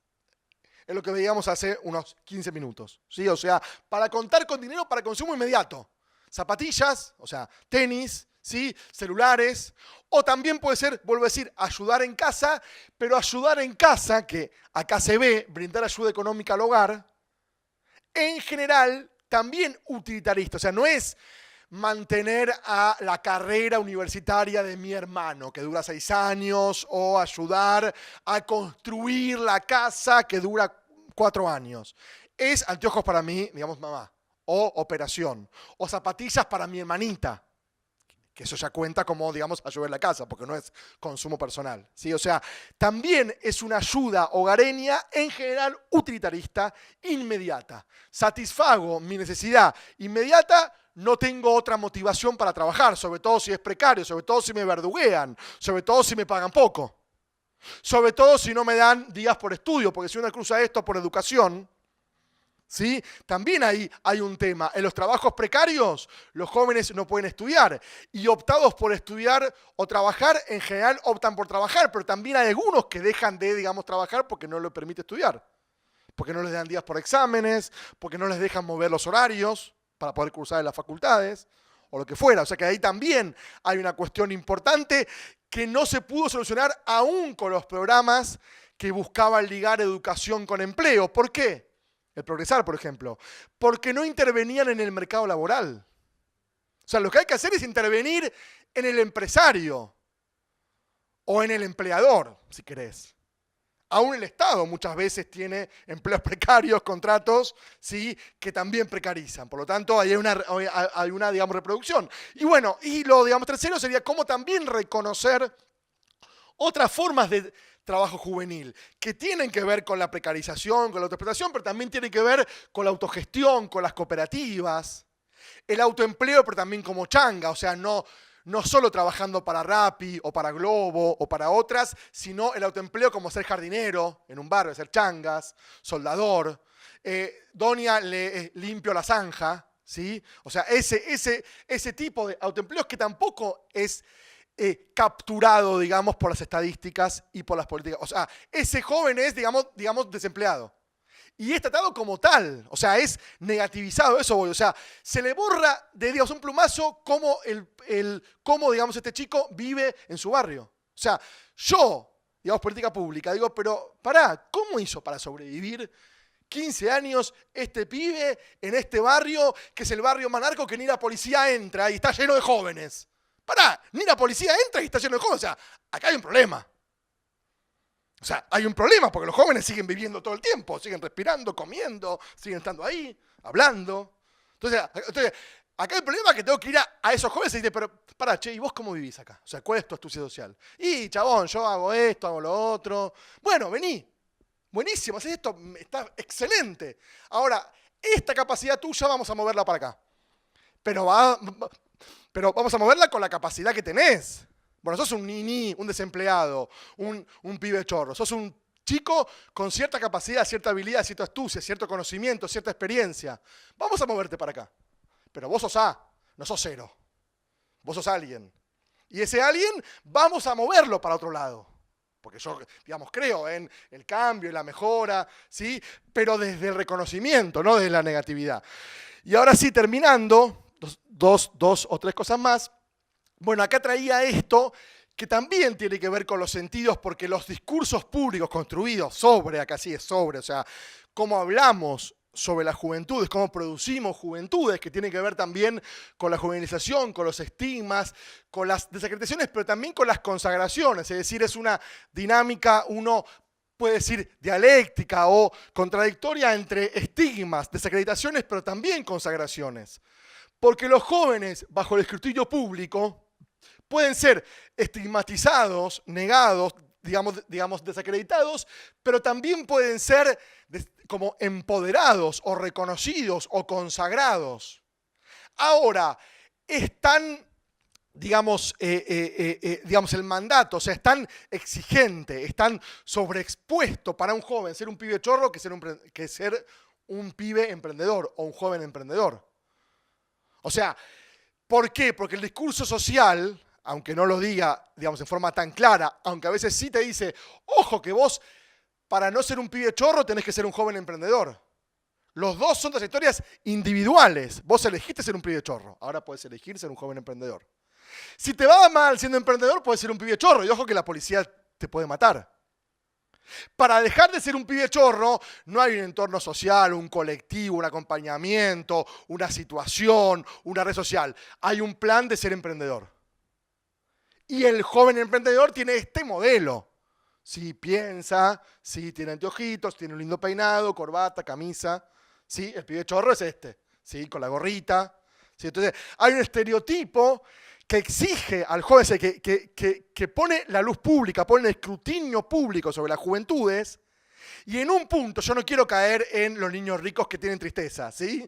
Pero en un punto es tan exigente socialmente un pibe chorro como un emprendedor. Los dos, desde el discurso social, son individualizaciones. ¿Sí? O sea, el polaquito eligió ser polaquito. O de última tiene culpa una mala crianza. ¿Sí? Y el emprendedor también eligió ser emprendedor. Eligió empoderarse, eligió salir de esa situación negativa para convertirse en actor de su propio destino y construir el futuro y bla, bla, bla. ¿Sí? Entonces, digo, esta trilogía o esta bipolaridad o este binomio, ¿sí? Son dos caras de un mismo proceso. Eso es lo que yo quiero mostrar. ¿Sí? De un mismo proceso que tiene que ver con la responsabilización de las juventudes, con el escrutinio público, con la mirada, con la sobreexigencia, con un discurso individualizante. Cuando el mismo joven se da cuenta que no pasa por ahí, acá traía dos cosas más nada más. Bueno, esto es una política pública de Córdoba, ¿sí? Cómo ser un joven emprendedor. ¿Quién te enseña cómo ser un joven emprendedor? Un adulto. O sea, un discurso que, digamos, también es adultocéntrico. O sea, este es el modelo de un joven emprendedor cordobés. ¿Sí? Imagínense. ¿Sí? Pero ahora, ¿cómo ser un joven emprendedor? Es el anuncio. ¿Sí? Y te lo enseña, este sería el modelo de joven emprendedor, o sea, el no joven. O sea, el no joven te dice cómo ser un joven emprendedor, desde la política pública. Y otro programa que me parece también dentro de esta línea es el programa de mentoreo. Hace poco, porque yo tengo bastante relación, y cuando escuchen esto quizás, no sé si les va a gustar o no, pero no importa porque yo sigo también vinculado con ellos, con la Subsecretaría de, digamos, Juventud Nacional, que ahora es INJU, que ahora es, o sea, bueno, que hace unos meses, digamos, cambió de nombre, ¿sí? Y yo hablo con ellos sobre estas cosas, ¿sí? Sobre emprendedurismo y sobre el programa de mentoreo, ¿sí? El programa de mentoreo tiene, bueno, puede tener algunas cosas interesantes, pero tiene también muchas limitaciones que los mismos actores o los mismos gestores las identifican. Quizás no saben cómo zafarse de ellas o no encuentran las vías para zafarse de ellas, pero que las identifican. Entonces, uno se ve, sabe lo que es el mentoreo, ¿no? Seguramente. O sea, es, bueno, aparte miren cómo se, digamos, publicita, ¿no? Digamos, todos estos son fotos reales, sí, Argentina, dice, sí, son fotos reales de publicidad de los programas de, digamos, mentoreo. Dos personas aisladas, solas, en un entorno idílico, pero ¿por qué es idílico? Despoblado de personas, de conflictos o de cualquier problema urbano, o sea, verde, ¿sí? Que conversan plácidamente entre sí, una es una mentora y otra es la mentoreada, ¿sí? O el que ayuda a escalar la montaña, o sea, no la escale solo o sola, sino que hay un mentor que te ayuda. Ahora, varias cosas con esto. Bueno, entonces esto sería un modelo para que los jóvenes se empoderen, consigan empleo, trayectorias de vida, digamos, exitosas. Ahora, todos son individuales, o sea, es un vínculo hombre a hombre, se busca la cercanía, la afinidad, la empatía y la proximidad, pero en realidad lo que se hace es despojar esta relación de cualquier tema de entorno social. O sea, todo es hombre a hombre, individual. ¿Quién acompaña a quién? Porque también el presupuesto es que jóvenes de clase media mentorean a jóvenes pobres. ¿Sí? No está dicho así, pero casi que los requisitos son eso. Entonces, ¿quién acompaña a quién? ¿Reconoce saberes, experiencias o es más, yo te voy a sacar de tu situación? ¿Sí? Eso, ¿cómo digamos, recuperar el entorno? Yo hablé con muchos mentores que, por ejemplo, iban a los barrios. Bueno, digamos, en general no viven en los barrios a donde, digamos, mentorean. Iban a los barrios y el mentoreado no iba a la cita. porque son citas tipo, digamos, reuniones. Es más, digamos, recomiendan que sean en espacios públicos tipo plazas, cafés o lo que fuera. Y el joven pobre, digamos, el joven mentoreado, dejaba plantada a la mentora. Entonces, ellas, digamos, dicen, bueno, pero entonces no valora No, lo que pasa es que, claro, si vos venís de un barrio céntrico, de una zona, digamos, residencial, vas a un barrio más periférico, digamos, y pensás que vas a sacar al joven de esa situación y no reconoces sus saberes y su situación. Y, en segundo lugar, ellos dicen que tiene que tener sistematicidad. Pero, digamos, lo máximo que dura son 10 meses. Entonces, un mentoreo de 10 meses para el programa es mucho, o sea, en la continuidad. Y los jóvenes también, eso se ve mucho, digamos, en los barrios, valoran mucho la persistencia, el permanecer, porque siempre dicen, vienen y se van, me dan curso y se van, vienen a sesiones y se van, vienen cada 2 años y se van, me dan la bolsa y se van, me dan la bicicleta y se van. O sea, entonces el joven valora mucho permanecer, estar, persistir. Y eso en 10 meses no se logra. Acá hay 2 citas de documentos de los programas de, digamos, mentoreo, ¿sí? Dice, es un programa para que logren construir un proyecto de vida guiados por una persona que los va a acompañar por 10 meses. O sea, guiados por una persona que los va a hacer transitar un camino distinto por 10 meses. Y digamos que está, o sea, ¿quiénes son los mentores? Bueno, muchos son voluntarios, también ahí hay un tema fuerte, ¿no? Digamos que no reciben remuneración por su, digamos, trabajo, algunos sí, igual, que tienen solamente 2 capacitaciones en habilidades blandas, o sea, más sociales, y en temas operativos del propio, digamos, programa. O sea, con dos charlas, como esta, o más cortas, ojalá que sean más cortas, ¿sí? Con 2 charlas ya los mandan a un barrio a mentorear, ¿sí? Digo, entonces es como complicado eso también, ¿no?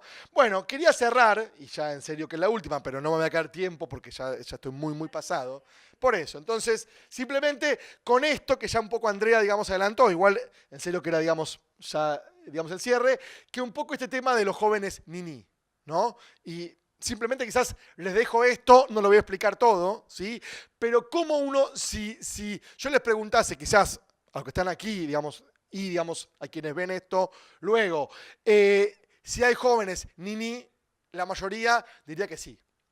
Porque es el discurso público que, es más, algunos dicen no son niní, son sin oportunidades de, o sea, de, digamos, trabajo, empleo. Bueno, esto, a ver, acá CEPAL hizo, digamos, un estudio en el 2014 que mostró qué ocultaba, o sea, qué es lo oculto atrás de los supuestos jóvenes niní. Además de que también podríamos pensar que niní es una doble negativización. O sea, no reconoce, porque hoy en día muchos jóvenes tienen algún tipo de experiencia formativa y algún tipo de experiencia laboral, que registrarlos por empleo formal o por educación formal no capta esas experiencias. O sea, estoy negativizando, estoy anulando las experiencias juveniles. Pero aparte, aún si yo pensase que no importa reconocer prácticas, sentidos y, digamos, capacidades, CEPAL me muestra que en realidad niní oculta el trabajo social no, digamos, remunerado. O sea, el trabajo de cuidado, sobre todo femenino. Oculta el tema de desempleo juvenil. El 20% en realidad están desempleados y por algún motivo no buscan trabajo. ¿Sí? O sea, digamos, el tema del empleo juvenil, o sea, del, digamos, primer empleo juvenil, mejor dicho. O sea, porque hay un 5% que buscan trabajo por, digamos, primera vez. Y el tema de los jóvenes con discapacidades permanentes para trabajar o para estudiar, o sea, para desplazarse hacia un trabajo externo o hacia un establecimiento, digamos, educativo. Si desagrego todo eso, me da que los niní, aún aceptando que haya niní, son solo el 3,3%. Por lo tanto, lo espectacular de que un cuarto de los jóvenes son niní, y yo salgo de acá y busco cuál es el niní que me toca y que me va a robar o que me va a estar vagueando en la esquina con la cerveza o lo que fuera, en realidad es un 3,3%. Claro, es una cifra mucho menos espectacular. Si yo voy a vender una política pública para el 22%, casi un cuarto de los jóvenes, voy a ser muy exitoso. Si yo vendo una política pública para el 3,3%, todos me van a sacar corriendo. Por lo tanto, digo, acá, digamos, también hay una construcción que la estadística oculta y que cruzado por variables de género, generacionales, territoriales, lo muestra. Y acá simplemente estaban los datos de CIPEC, también, 2017. Yo siempre tomo fuentes así para que no digan que uno toma fuentes así como raras, extrañas o críticas, ¿sí? CIPEC, que muestra entonces que si uno, sí, o sea, sacase a todo lo que tiene que ver con cuidados, digamos, los supuestos niní en la Argentina bajarían de 1 millón a 300.000. O sea, serían 1/3 de lo que supuestamente las, digamos, estadísticas muestran. Bueno, entonces con esto cerramos acá, porque estoy muy pasado. Agradezco por el tiempo y ahora si hubiera algunas preguntas, en todo caso podemos conversar. Gracias.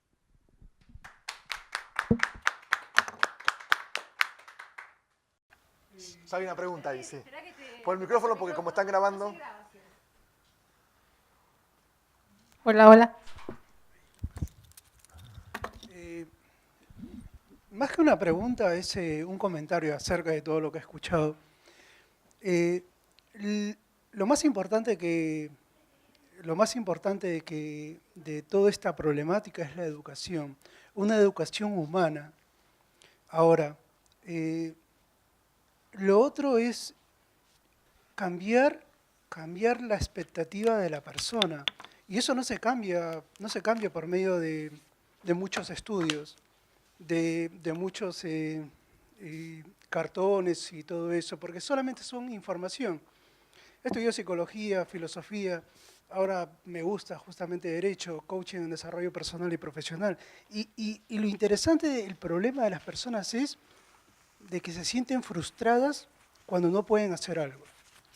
Ahora, una de las cosas es, si me voy justamente al tiempo de joven, es de que mis padres justamente me dijeron lo mismo que dicen a todos los jóvenes. Estudia para que consigues trabajo y estás en una fábrica prusiana. ¿Qué quiere decir? Que estás para solamente conseguir trabajo, pero en sí lo que se necesita es de que puedas desarrollar tu máximo potencial. Si acá estuviera Steve Jobs, Einstein, ¿sabe lo que yo pensaría antes de haber justamente adquirido esta información? ¿Sabes qué? Me hubiera frustrado. No, ¿qué le voy a preguntar? No, al revés, ¿sabes qué?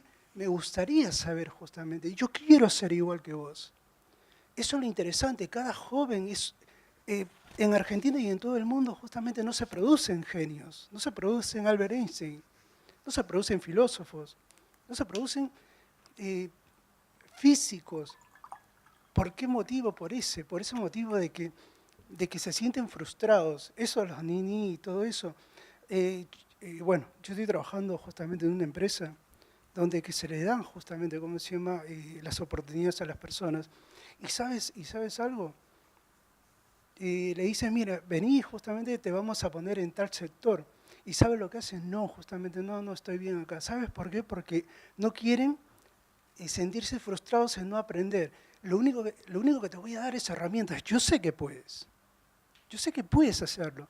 Pero ellos justamente, ¿cómo se llama?, no lo entienden de esa manera. Está muy bien la información. Para mí, justamente, toda esa estadística está muy bueno. Pero de toda esa información, lo que yo justamente he sacado es que se necesita una educación humana. Es una educación humana, no es una educación, un concepto de estudiar. Yo te digo, si me he ido a la universidad y he estudiado 5 años, te digo de que lo primero que puedo hacer es de que conseguir un trabajo no es mi objetivo, sino es mucho más que eso. Gracias justamente por lo aprendido. Sí, hagamos una ronda, digo. ¿Alguien que quieran preguntar? Sí, bueno, llegué tarde, perdón. Yo soy paraguayo, Pablo me invitó a esta charla justamente. Lo que pude escuchar me pareció muy interesante. Y algo que quería preguntar es sobre el tema, hablaban de los estilos de trabajo juveniles. Describían un poco los trabajos así como de mandos medios, jardineros, plomeros, Un fenómeno que por lo menos en Paraguay se está analizando y pensando es este estilo freelance, que se considera un estilo tan particular, ¿no? de trabajos que cuando cierta generación de jóvenes también lo describen de una forma muy clara y coincide con muchos puntos, ¿no? No quiero atarme a una empresa, no quiero atarme, es casi como ser su propio patrón, pero también con una relación de dependencia en temporalidades muy reducidas, 3 meses, 6 meses, pero con ese manejo de sus tiempos y cosas así. O sea, tiene una característica muy particular, ¿no? Si eso de repente, la pregunta es cómo de repente se ve eso en estas presentaciones. No sé si lo presentaron antes o... Sí, Andrea un poco habló de eso, pero igual está bien. Pero está igual, bien, ¿no? solo lo traía por eso, este estilo freelance que tiene toda una generación de jóvenes. Y hacia ahí va la pregunta. ¿Alguien más para si juntamos todo?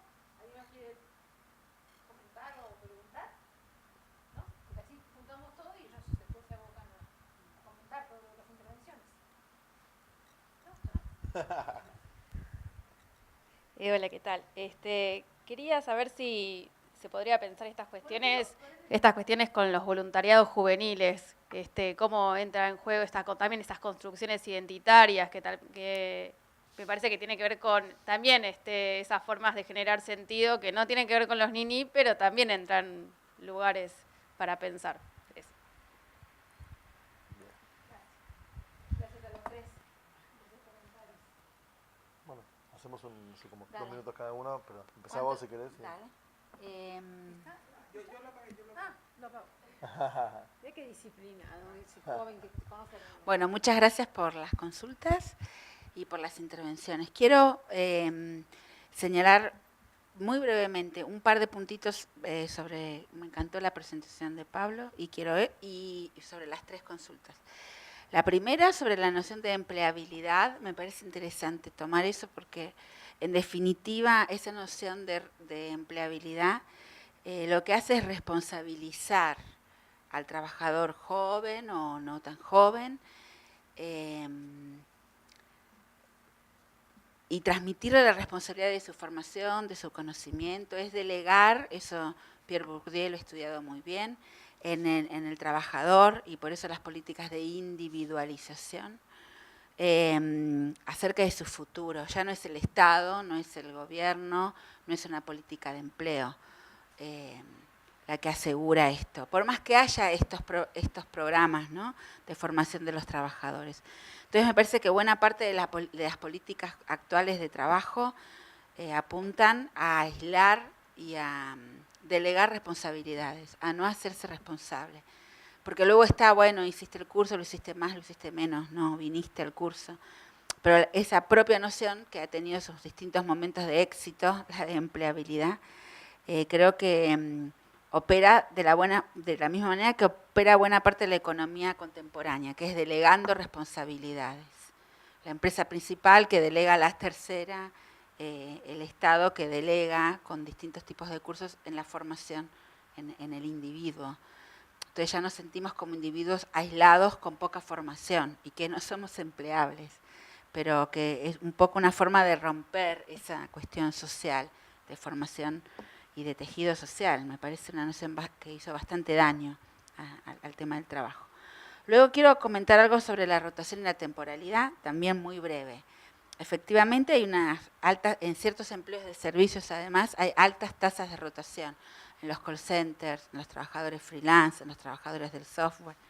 Y hay algo que a mí me resulta interesante, eso de que vienen y ni renuncian. En las entrevistas que también hemos hecho muchas, por ejemplo, en el mundo de los call centers, tienen gente dedicada especialmente, 9, 10 personas dedicadas a mandar esos telegramas de despido y lo que te dicen es que los jóvenes no saben ni que tienen que renunciar. Son chicos jóvenes que salieron del secundario, muchas veces te dicen que vienen a trabajar como si vinieran a la escuela. Y en realidad, bueno, están muy estudiadas en sociología esas microformas de resistencia. Esas formas de resistencia, por supuesto que el trabajador sabe que tiene que renunciar, que tiene que presentarse. Es una forma de daño. Es la misma forma de no ir los lunes a trabajar y de cuando te vas ni renunciar. O sea, si seguimos entendiendo eso, que son unos vagos porque se emborrachan ahí estoy con Pablo, ¿no?, en la juerga, entonces los lunes faltan, Bueno, son micro resistencias, no todas las resistencias son huelgas, o es tomar la calle o tomar el centro de trabajo, ¿no? Es decir, bueno, ni siquiera voy, ni siquiera me presento, y el trabajador sabe muy bien que eso es un gasto y es un problema. Y en los empleos que nosotros hemos estudiado, hay gente a las que se le paga un buen salario para eso, para terminar el trámite de renuncia de estos trabajadores. Sobre el sentido utilitarista del trabajo, me gustaría profundizar eso que está muy bueno. El sentido es utilitarista, eso Pierre Bourdieu también lo trabajó muy bien, en La miseria del mundo, en los trabajadores de industrias automotrices, que luego sus hijos no se representan como trabajadores automotrices. Es utilitarista y es del consumo porque los trabajadores contemporáneos, muchos de ellos están vaciados de sentido. Entonces el único sentido posible es el del consumo. Desde luego que alguna vez un trabajador me dijo, uno puede soñar cuando es chico con ser bombero o profesor, o maestro, o abogado exitoso, pero no con ser un teleoperador. Ser un teleoperador, ser un trabajador de Rappi, o sea, son empleos en los cuales la variable de heteronomía del trabajador son muy profundas. No es muy posible encontrar un sentido del otro o de oficio en muchas de las formas de empleo contemporáneo. Desde luego en las changas, en los trabajos temporales, ¿no? Esto es muy profundo. Entonces, esta idea del sinsentido del trabajo que se cubre con un sentido del consumo, eso me parece que es bien importante. Entonces, todas esas nociones me parecen interesantes de tener en cuenta, ¿no? Luego, en cuanto a la educación, la expectativa y la frustración, que es el primer comentario, me parece que estamos básicamente, el trabajo es el elemento y es la relación social por excelencia en la cual se distribuyen ingresos en el mundo contemporáneo. El estar por fuera del trabajo, esto ya Castel lo señaló muy bien, ser un supernumerario de la economía, tener otras expectativas, no formarse solamente para trabajar, habría que ver qué otras formas de ingreso a la salud, a los servicios y al consumo tenemos si no es a través del trabajo. Entonces, aún de momento, por eso es que no salimos a la calle en las huelgas a pedir la abolición del mundo del trabajo, sino a incorporarnos al mundo del trabajo que sabemos es deficiente, es bastante mediocre y aún nos sigue destinando a vivir muchas veces bajo la línea de pobreza. Entonces, la expectativa y la frustración tiene que ver con esto, que no hay todavía formas societales u otras formas de trabajo que nos permitan participar de la distribución de ingresos. Entonces, por eso la frustración es muy grande, es formarse para un mundo laboral al que se accede, luego viene la frustración porque ese mundo del trabajo al que con suerte se ingresa no asegura nuestra identidad como ciudadanos, ¿no? O nuestro ingreso al consumo. Entonces, creo que eso es bastante particular, bastante importante, bastante frustrante. El único sentimiento que yo encuentro es el de frustración. No se me ocurre otro. Luego, el de los freelance y cómo se ve el freelance, puede ser solamente un comentario para no abusar del tiempo. Cuando uno le pregunta a un trabajador, ¿por qué accediste a ser un trabajador freelance? Ya digo, nosotros estudiamos en nuestro equipo de investigación trabajadores de prensa, trabajadores temporarios de prensa, de cine y gente de los COL. Te dicen que es para organizarse la vida personal, para unir trabajo personal y familiar, Luego, a lo largo de la entrevista, la mamá que accedió a trabajar en casa para eso te dice que trabaja como la costurera de principios de siglo con los niños arriba de la computadora, o que esa forma de trabajar también afectó a su forma laboral. ¿Por qué? Porque cuando hay trabajo tienen que trabajar 14 horas y cuando no lo hay, mirar el techo. Cuando uno trabaja con un trabajador freelance está el discurso que bien describe Pablo, que es un sentido de marketing, incluso si querés, de disponer de tu tiempo, de organizarte, autoorganizarte, vivir de otra manera. Y en muchas de esas entrevistas aparece ese primer discurso, que es un sentido incorporado, y luego esa forma de que los trabajadores reflejan es que cómo se les complicó la vida con el trabajo freelance, ¿no? Porque en realidad tienen que trabajar 15 horas cuando hay trabajo y no trabajar por una semana. En realidad, una vez que el trabajador freelance tiene chicos, el primer hijo, la familia, el colegio, no tiene forma de proyectar su vida más que con algún otro que tenga un trabajo fijo y ¿no? vimos trabajadores de cine y trabajadores con... O sea, en la familia alguien tiene que tener una estabilidad para proyectar, ¿no? Entonces el trabajo freelance muchas veces se transforma en un boomerang para los trabajadores que, lejos de poder proyectar su vida, digamos, pierden el control sobre muchas veces su existencia, salvo en casos muy exitosos. Pero el trabajo freelance más general, más expandido, tiene que ver con ciertas variables que finalmente son ideológicas, pero que no se terminan concretando, que terminan alejando a los trabajadores del trabajo protegido, ¿no? En una empresa, protegidos por sindicatos, y que terminan impactando sobre la propia vida doméstica y familiar, ¿no? La tercera se la dejo a Pablo para no extenderme más. Ok, no, simplemente... Ya, hace 3 minutos, mal. Entonces, simplemente 3 cosas en serio rápidas. No, de las 3 preguntas, digamos, educación, bueno, un poco Andrea ya dijo, yo, digamos, coincido, digamos, en gran parte con lo que, digamos, con lo que vos, digamos, dijiste. Yo creo que ahí también tiene que ver con el reconocimiento, o sea, digamos, educación en general también se ve como implantar conocimientos o como poner información en, digamos, en mentes que no la tienen, o en tábulas rasas, o en mente en blanco, o eso, o en formarte para el futuro y no valorizar tu, digamos, experiencia presente. Por lo tanto, creo que reconocimiento, valorización de experiencias tiene que ver justamente con pensar de otra manera lo que es educación, lo que es, digamos, formación, de una forma mucho más dialogada, mucho más compartida, y que reconozca experiencias, reconozca saberes, digamos, reconozca sentidos y no solamente busque implantar sentidos externos, experiencias otras, en fin. Y con el tema de, digamos, freelance, bueno, digamos, Andrea también dijo bastante. Yo creo que ahí el tema es que hay como una especie de trípode entre el empleo seguro, protegido, estable, cada vez menos existente y cada vez menos real. Digo, aún los que somos doctores, postdoctores y todo, estamos con un empleo precarizado, yendo a varias universidades, los que somos investigadores, digamos, en CONICET, también sabiendo que no sabemos si vamos a llegar, digamos, a fin de mes o lo que fuera. O sea, este empleo estable, seguro, protegido, cada vez más, digamos, lejano. Inclusive en altas esferas. No hay tiempo, Mónica me mata y ustedes más que nada me, digamos, van a matar. Pero en Chile, por ejemplo, hay estudios donde el desempleo es relativamente más alto en estratos súper altos, o sea, digamos, en el quintil más alto que en el más bajo. Relativamente, ¿por qué? Porque como hay menos personas en el quintil más alto, porcentualmente están más desempleadas que en el quintil más bajo. No quiere decir que hay más ricos desempleados que pobres, obviamente que no. Pero relativamente los ultraformados, en Chile hay estudios de esto, están más desempleados relativamente, vuelvo a decir, que los menos formados. Porque los menos formados van a call center, un montón de, digamos, empleos, que los postdoctores no van. Entonces, digo, ahí también hay un tema fuerte. Entonces, ¿por qué digo esto? Porque entonces, ¿cuál es, digamos, el trípode, muy rápido, entre el empleo formal, estable, seguro, protegido, el empleo precarizado y el empleo freelance? O autoempleo también, porque es casi lo mismo. Por lo tanto, si la alternativa del freelance es el empleo precario, la promesa de administrar mis tiempos suena bien, aunque en realidad me precarice tanto o me autoexplote tanto como el empleo precario. Pero mi espejo no es el empleo estable, protegido y seguro, es el precarizado.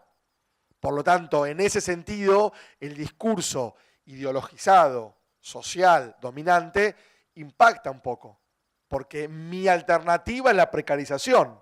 Entonces, controlar mis tiempos, trabajar según mis ganas, según mis propios recursos, ser mi propio jefe, y suena lindo.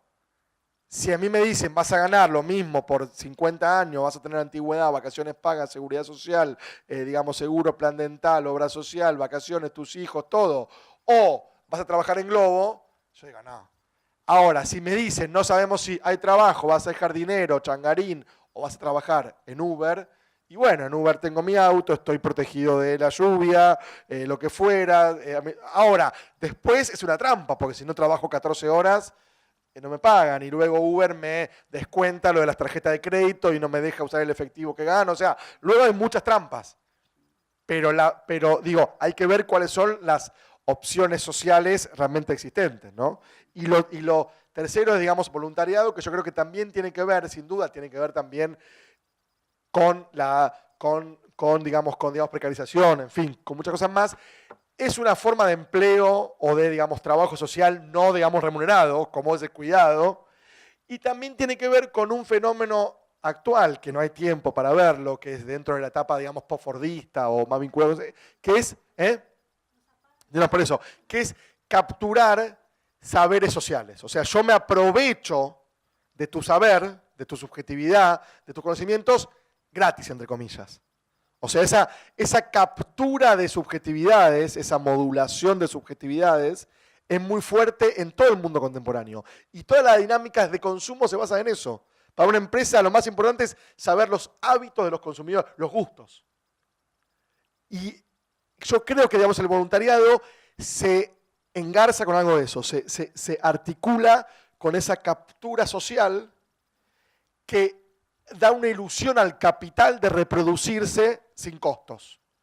Es una ilusión porque tiene corta vida, por un montón de cosas que no hay tiempo y que nos apaga la luz. Pero digo, creo que tiene que ver con también con esa dinámica un poco más estructural o un poco más general, ¿no?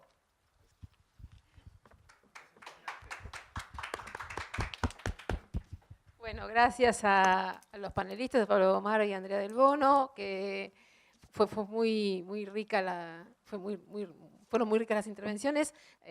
Bueno, la próxima charla es el 26 de septiembre y es a 100 años de la reforma universitaria de 1918. Así que ya vamos a mandarle la información. Gracias.